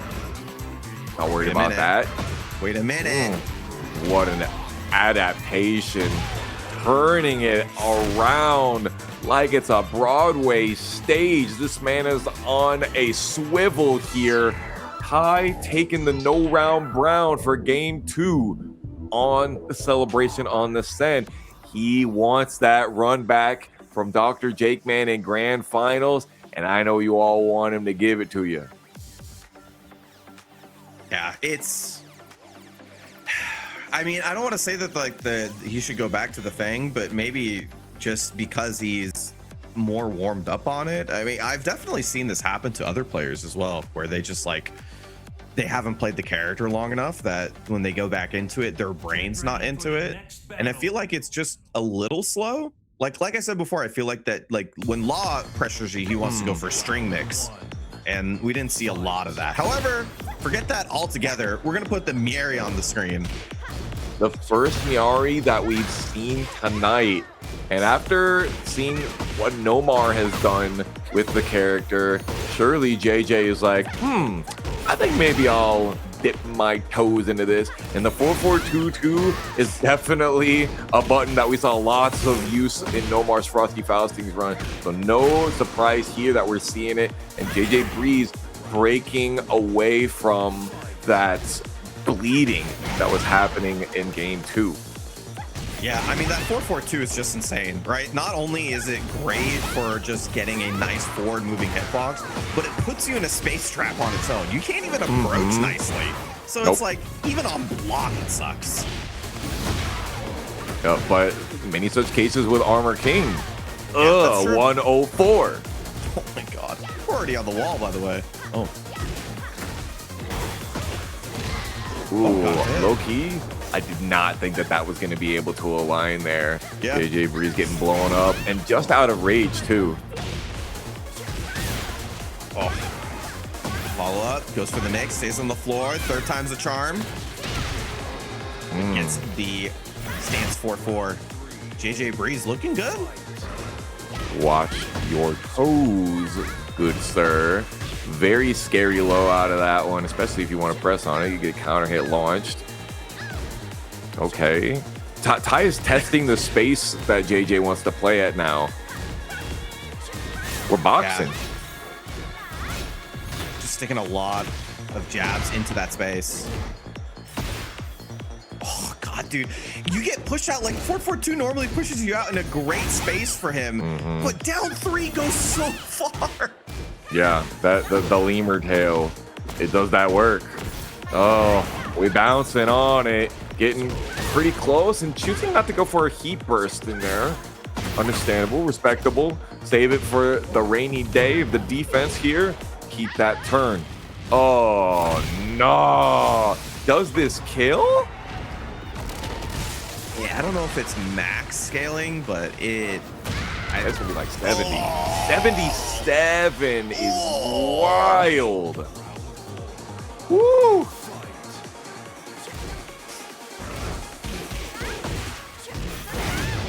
Oh, dog. JJBreeze still on it with the heat engage here. Knows that Ty doesn't want to go for the rest of the string. JJ's getting away with it just a little. He's whipping a lot of stuff in front of Ty, and Ty's not getting anything on it. Yeah, and that's going to be the first one for JJBreeze, who is stuck on the character, by the way. That is going to have to be the Mieri if he wants to take it into grand finals. Yep, he's got to take at least 2 more W's if he wants to be able to stay in this tournament and play the character, play a different character. So now we've seen JJ play 4 different characters in this tournament, which is the most that we've seen switch off this week. Yeah. Not the most that we've seen any week necessarily. We've seen lots of peeling, switching off characters, Shadow switching off characters, and to other ones, but pretty big. JJ's not super well known for switching characters that much in tournament. I feel like I haven't seen him even go past the drag, which was like even a sometimes food even then.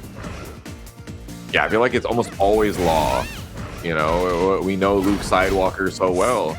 And, you know, speaking of, we're not seeing too much sidewalk here from JJBreeze's Miari. She controls the space in front of her really well. I mean, I think her movement's like, okay, it's not the best, but it's not the worst either. But at the same time, like, just the options of having like 4-4-2 and like down 3 and all of these things that create space for her are like so good to play like a little bit of a linear game. Yeah, and the approach tools are extremely amazing too. Just like 4-4-2, but also Unigo running 2-1, and we saw JJBreeze using those approaches, and Ty saying, "Okay, get in my face, and then see what happens. See if you can keep that offense going."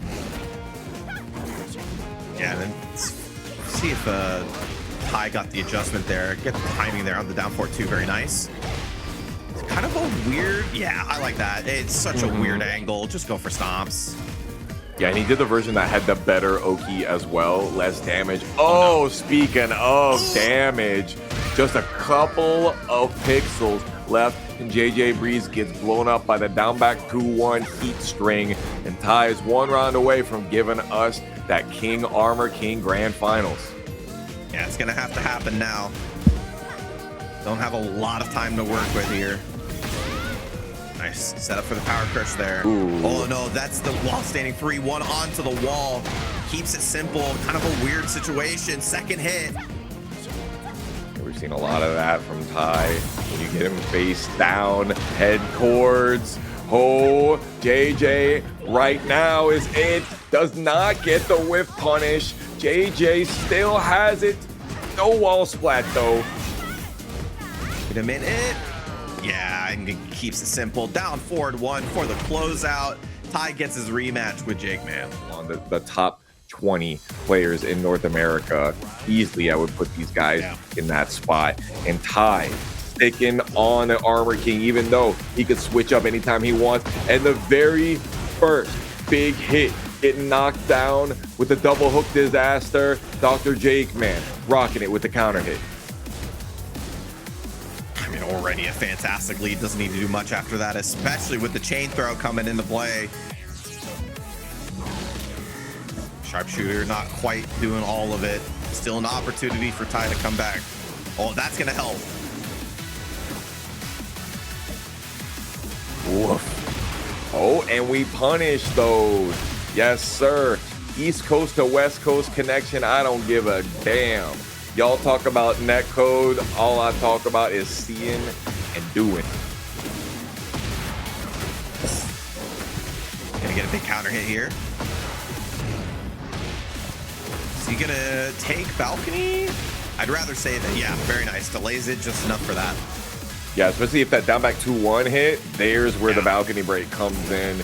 Maybe gets the rest of it. Giant swing to force the change. Perfect opportunity for the spacing, but just like that, Ty in the scary position. Holy, I cannot believe that connected, and I had no idea which one it was. I broke one. Yeah, I mean, that was a near immediate shining black. It was perfect time for it, but Ty finds another hit once again. Gonna go into the heat activation a little early. Ooh, the 2. Forcing JakeMan into the corner. They're so reactive right now. Oh my god. Oh my god. The grabs. Oh, not quite. Keeping it with a safe mid. Wow. Nice dog. Trying to reach on that confirm there. JakeMan didn't see it. And Ty trying to take the first one. Y'all, I have to tell you, this is exactly what you asked for right here. If you don't see it already, I don't know what to tell you. Big heat engager by Dr.TheJakeman. Does he go for yet another King's Bridge? He tries it. Oh, second hit on the diving elbow.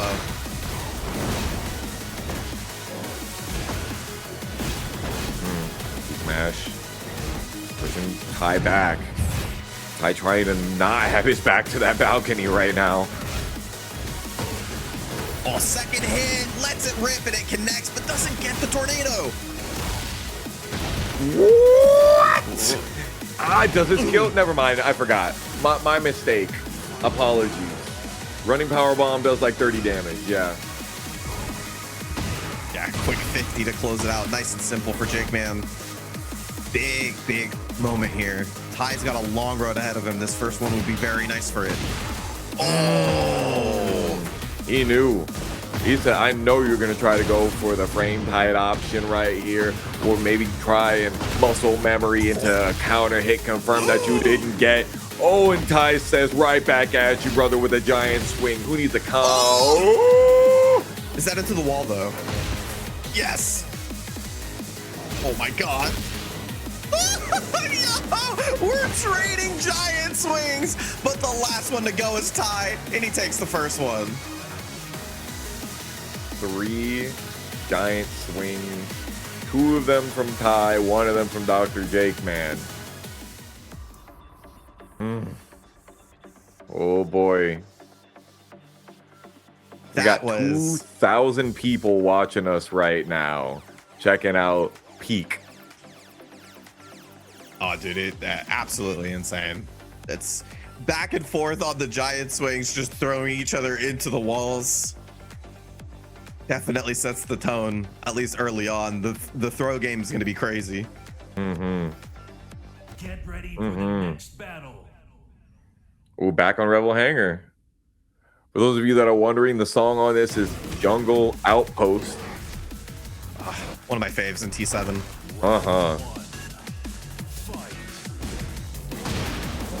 Yeah. It's the small timing mixes. High on the classic Tekken 8 Armor King fit here as well. Second hit.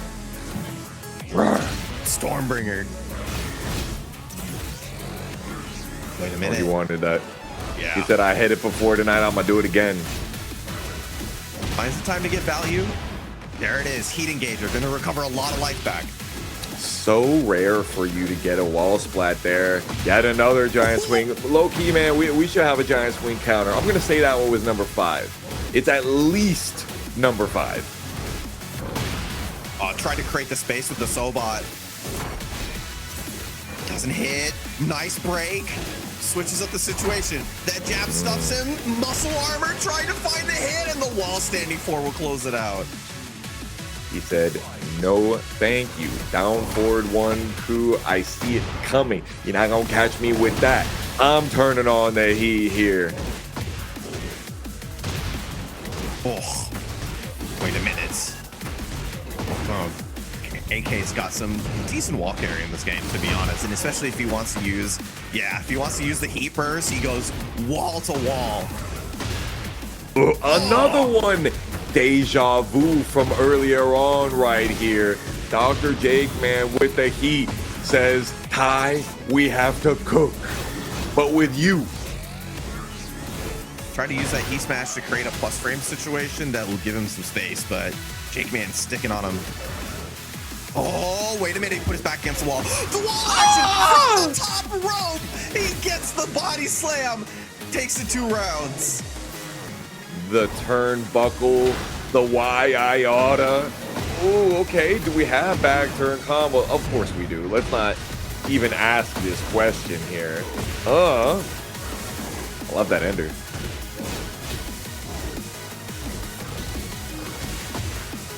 Nice little backdash there. Oh my god. Yeah, every time JJBreeze does 1-2, Ty's got something ready for if there's a follow-up. Let's not forget, we've been dealing with King for a really long time. Especially this guy's King has been making a menace out of TNS. He walked into it. Wait a minute. Shove. Counter hit. Doesn't decide to heat dash it. Honestly, this is just as good. Oh, he gets caught with the 1+2 string, and JJBreeze misses the rest of the combo. 6 seconds remaining. If JJBreeze can get opened up, it's gonna happen. But you know, Ty's like, you know what? Maybe I don't want to see. Did you see that? The very first frame of armor, and Ty goes and grabs it. That was kind of sick. Even after the game is over, they're showing us dope stuff. I don't know what to tell you guys. If you guys are not telling every one of your homies that is awake right now that we have this banger of a set happening, you are not good friends. I'm just saying. Oh yeah, you gotta let them know. You gotta let them know where the good Tekken is. It's every Tuesday, right here. Tampa never sleeps. I appreciate y'all joining us, man. It has been a wonderful tournament. If you guys are just joining us, you came at the right moment, but we'll have VODs for you on the YouTube, of course. You gotta go back and watch it. It was a wonderful week of Tekken. We're continuing it right now. Try to see who takes our 105 tournament. He's been finding those 442s, those 444s so much. Nice. Guaranteed on the side. Couldn't block it.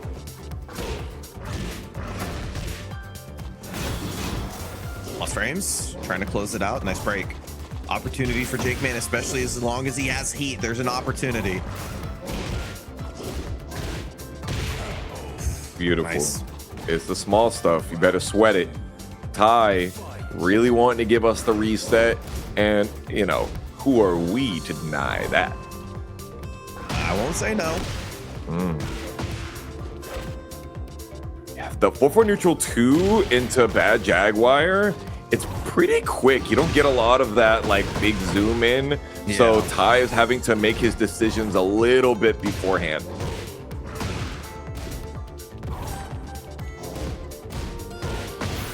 Nice. Punish out the air. Gonna need one more, but it's a good Oki situation. The screw up after beating the low, but it was still a long row ahead.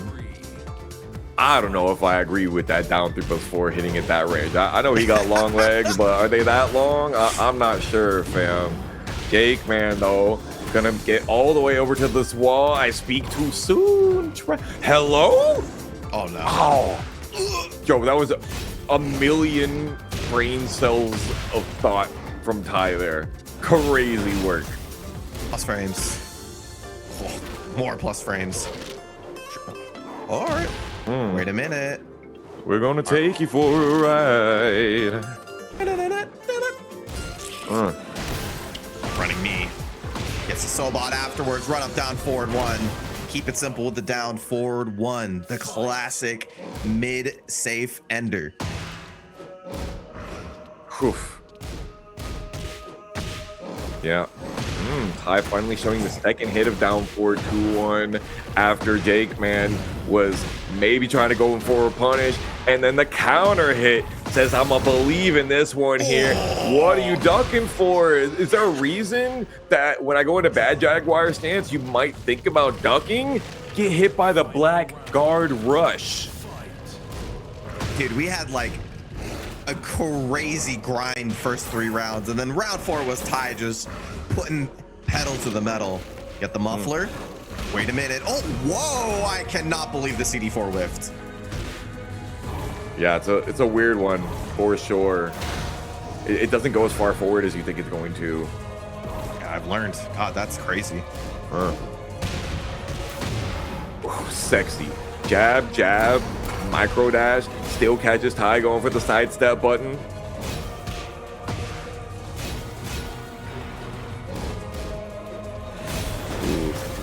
Plus frames. Tried to go for the down back 2 there. It's actually a tool that JJBreeze uses quite a bit that we haven't seen that much this tournament. Yeah. Look at Ty with his spacing, right? Like he sat back, stopped JJBreeze from getting those really quick shoves. He got another one of those 2+4 guaranteed in the air. Man, it must be nice for your throws to give you combos. Oh, Come on, give us the elbow drop. He times it perfectly. He puts a couple jabs in the combo to kill the timer even further. There's no chance for a response from Ty, and JJBreeze only needs one more game. Oh man. Oh, I see my boy Reborn in the chat. Well, here's the thing. I would tell Reborn, he's a King player from Florida, by the way. I would tell him watch and learn, but I feel like there is absolutely no way you can do what JJBreeze does. Like that man's brain only works for him. It's like a Charizard, and he's the only one that has the badges. There's no league that you can find. It's in his own realm of understanding. He sees different colors than all of us. Let's see if Ty can give us some W's so we can get more of this hotness. Drop the elbow. Just takes the alley kick on the way out. Doesn't get the punish, but early good start from JJBreeze here. Wait a minute. There you go. Muscle armor works out that time. Excellent. JJBreeze with his back up against the wall. Gonna have to write the epitaph. Plus frames. Ooh, give him the stunner. Stone cold. Ty coming back. So locked in. Like every one of these counter hits and these guaranteed follow-ups are coming through for both players. Oh, and just the right amount of time for the muscle armor to give the heat engage.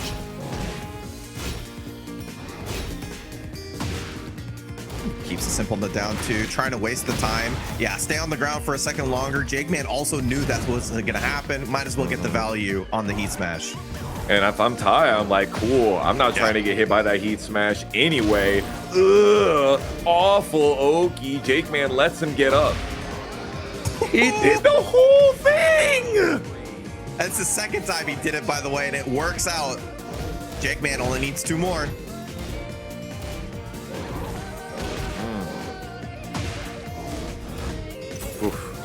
The interactions per minute are off the charts right now for these players. And once again, the muscle armor finds its mark. Whoa! Ew. What a timing on the down forward 4. Knew right when JJBreeze wanted to run in. There you go, 3-4-1. Good ender. +5. And Ty knowing just the right throws to make it so that JakeMan still has his back to the wall. Ugh, I love that option. Let's go. Where's Rel? Get Rel in here. I need the reset king. Might happen. Ty's trying to make it happen here. Sidestep 2. That's been doing really well for him. He's been sprucing it in here. JakeMan not trying to go quietly into this dark night. Deep dashes and still Ty able to outspace the buttons of TheJakeman. Tough. I mean, there's not a lot of recovery, but he tried it with the dark upper. He's ready. Like he knew his moment. Here it is, 17 damage. But JakeMan is in rage. Are we gonna see the Rage Art? Does he have the life for it? Oh my god. He just got it to hit regular. Oh my god, he almost hit that heat smash. Jaguar Hammer, the float. Let's go to get time to tornado. 6 seconds left. JakeMan actually has the lead. And the shoulder was just outside of range of getting hit. It was perfect spacing for Ty to tie it up. He needs one more for the reset. Let's go, y'all. Let's go. I don't know what it is that we need to do to summon a grand finals reset. I don't know if something in the match arena needs to happen.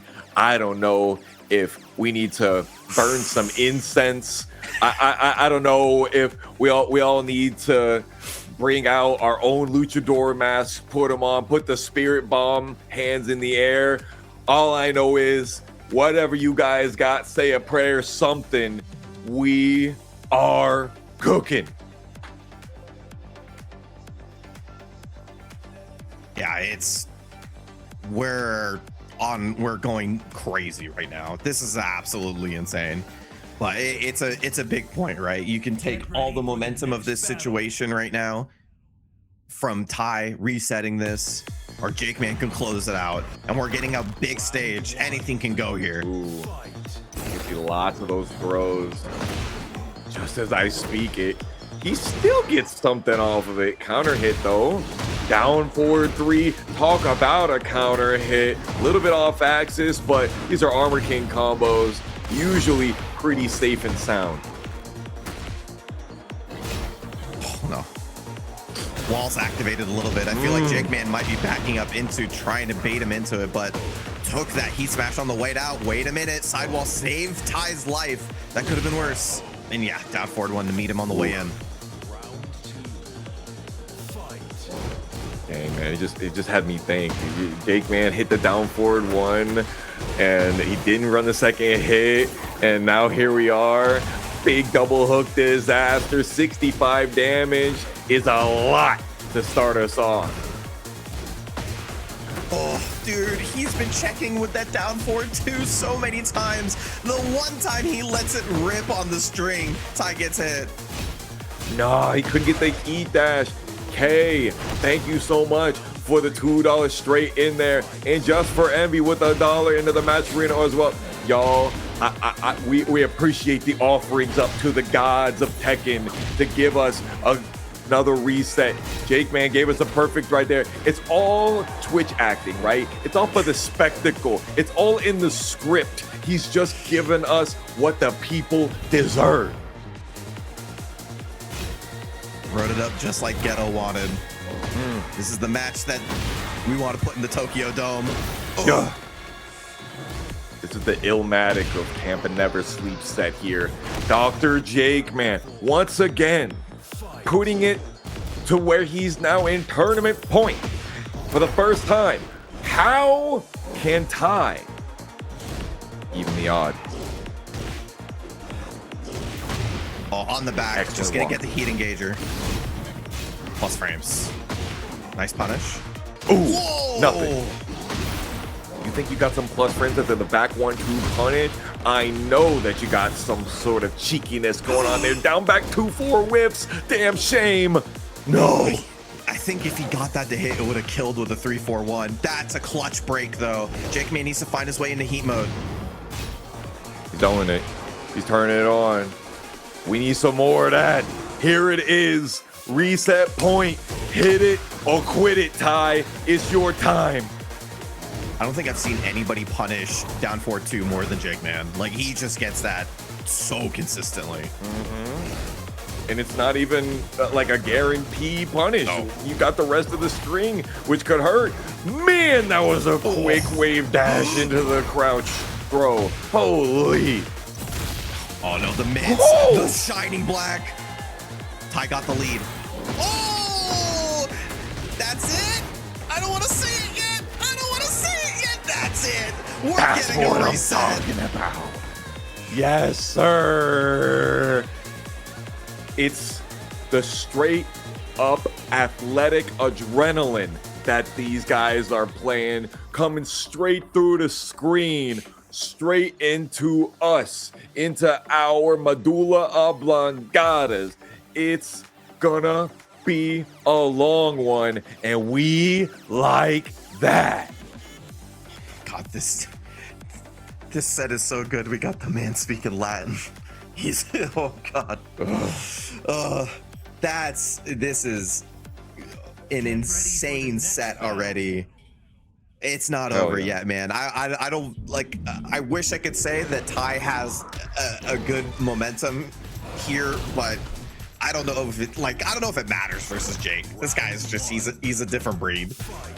I agree. I agree. They say he's a leopard, but man is just a straight up his own, not even his own species. He's his own genus. He's like off the animal kingdom here. Look at these corkscrew spring kicks. Ty is so differentiated in his wake up option. Nice counter hit confirmed in the wall standing 3-1.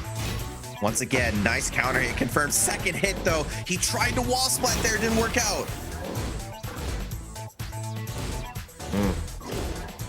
All the homing options. Still gets eaten up. All that damage. Brother kick evaded. JJBreeze going for the crouch throw. It's happening. Ooh, finds the shining black. Closes out the first round of this new grand final set. The spacing game that Ty's been playing at has really neutralized a lot of Dr.TheJakeman's normal game plan. That's not the correct punish there. You know better than that. Nice. Once again, answers immediately with the down 2 this time. Kind of catching Jake on that down 4-2 timing he's been using. Yo, the Emperor Mishima, thanks for the $2 straight into the bloodstream of our Tampa Never Sleeps number 105 for Tekken. Dr.TheJakeman is having trouble getting in on Ty right now, it seems like. Finds it on the DDT, or the stunner, sorry. Trying to throw him into the wall. Ooh. We're still in there. Wait a minute. Yeah, always a factor. 100%. We're not rage arting here, right? All right, I guess. The rage art is cool. It's definitely not as cool as Armor King's rage art, right? Getting put through the Japanese table is actually the sickest thing in the world. And if y'all don't know about the Japanese tables, they're not the same as the WWE American ones. They're made of different stuff. Just like these guys right here, they're made of much sturdier stuff than the stamina that these guys have to be able to play at this speed, at this level. Man, it's crazy. 1+2, way far off axis. Where's that button going? Oh, throws the armor. Got too much dip on your chip. Holy, no wall splat. Lucky for Dr.TheJakeman, and he's got the heat. Here come the heat smash, of course. Couldn't quite get the punish on that. A shining wizard of your own. Gonna be able to get the lead here. Yeah, man. I don't know which counter hit down forward 2 is better, but I definitely see a lot more damage coming out of Ty's here. JJBreeze tries to go for the high mid, okay? Wait a minute. Backs against the wall. Scary situation for the both of them. And trading pokes. Nice block on the low. Ty doesn't have any more. Oh, there it is. What a timing. The counter hit on the 4-4-2. get the combo right, that should be the closeout. Easy peasy. Even goes for the easier one because he knows it's gonna kill. Love how he just knew that Jakeman was gonna swing after the muscle armor. It was that spacing awareness that these guys are so good at. Here we go. We got the sniper scope out.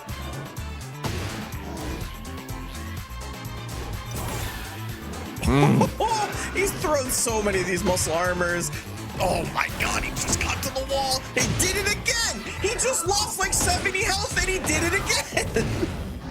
Hey, if it doesn't work, do it again. If it does work, do it again. Jakeman and Ty both sitting at almost the exact same heat. Jakeman rocks it. Back to Tekken 7. Counter hit. Doesn't quite get the wall splat. Takes a little hit on the floor. Minor life lead for Jake. Oh, the Sobot. Oh, what a timing for that last mid. Paging him into the corner. Use a homing move. There's no way out. Jakeman takes the first one. Brother. Now, I just make a small pause here to remind you of a couple of things. Number one, Ty is a free agent. He is currently unsponsored. That is an absolute crime against Tekken Manatee. So please put it out there that Ty needs to get sponsored by whoever got money to send him all over the world, because y'all want to see this man play like this everywhere. Number two, Dr.TheJakeman is sponsored by NYC Tekken, and Ty plays versus a huge amount of the NYC Tekken boys consistently. Is Pennsylvania, New York right there. So it is such kismet that we have what we have. And I thank y'all so much for being here with us to enjoy Keynote. Oh, Keynote is, dude. This is some of the best Tekken you can ask for. You got it free on Tuesday. Every Tuesday. It's right here. The dash blocks, the dash ducks. And then both of these guys with the quick crouch dashes, wave dashes into the unseeable chain throws. Oh, the triple rabbit punches, man. They don't let you do that anymore. Hey, we ain't got no regulations like that out here. NFL be damned. That's one of the first times we saw that from Dr.TheJakeman, and Ty still able to block it. We are going deep into the bag, man. There's mix-ups on mix-ups now. Oh, arm breaker. Take you for a ride. Yup. Okay. Getting those chain throws to work out, man. Yeah, I mean, if you're not gonna duck, oh, maybe you are. Big counter for the DDT. Oh my god. Yo, this man throwing mids. Both of them. This is huge. The mix of the big delays with the dash attacks right there. 444. Jakeman using that life lead and taking full advantage of it. Says, I've got numbers on my side. Nice break. Trying to close that gap with the big mid trying to do it. He's, I don't know how he found the hit, but all of a sudden down back to, like I said before, I was like surprised that he wasn't using it a ton, and then he finds the right moment. Back into the wall. Brother. Oh my There's god, no way. Splat. I was my about god. to say, dog. He could have, but I had no thoughts that he did. Lord D. Dr.TheJakeman setting us up for the reverse sweep of a lifetime from Ty. Now the question is, do we see the Bryan? Because this is his last chance to switch characters. If you do it, you're a stronger man than I. I think that sometimes you get maybe a little ahead of yourself, and that might have what happened there. Because I think Jakeman just got away with a little extras, right? Just catching Ty, holding back in a couple of situations. Yeah. And when you're king, holding back doesn't just mean the character gets to fish for counter hits constantly. It also means he gets to do more throw attempts. And I've said it a billion times. Persistence beats resistance, and it's even more so versus King. And JJBreeze has been extremely persistent with those throw attempts and the down forward 2-1s. He will just rock that down forward 2. Look at all of this. By the way, I see in chat, Ty's a Bryan main, right? No, Ty will tell you himself. He's a Marduk main. So there's a reason that he's on Armor King right now. Holy, around the world in 21 seconds. That's all it takes. Especially when this guy's hitting the best combos. Getting the Oki to work out for him. The wall standing too. Oh, God. Sheesh. Nah, it can't be. We get the punish. It can't be. That's right, we break those. Wait a minute. Wait a minute. Oh, God, he has such a timing for that heat smash. He wants it. Okay, we don't see the double perfect. I thought perhaps, possibly, Stormbringer. Oh, thought maybe there was an opportunity. Not quite. JJBreeze, that's tournament point. Could this be the moment where our hero Ty allows TheJakeman to take the throne yet again and give himself another second place? Can Ty break him open? Bad Jaguar or no? Oh my God. Oof. Oh my God, he finds it. That's the exact opposite of what we've been seeing. Now, JJBreeze, the one with all the resistance. Ty, the one having the persistence. And JJBreeze says, are you done? Are you done? You know what? My turn. You are done. I'm the one that tells you. And there it is. TheJakeman with yet another Tampa Never Sleeps victory. And surely one of the most electrifying sets that we have seen in a dog's age. Holy, 105 Tekken Never Sleeps, and this one is going straight to the tippity top.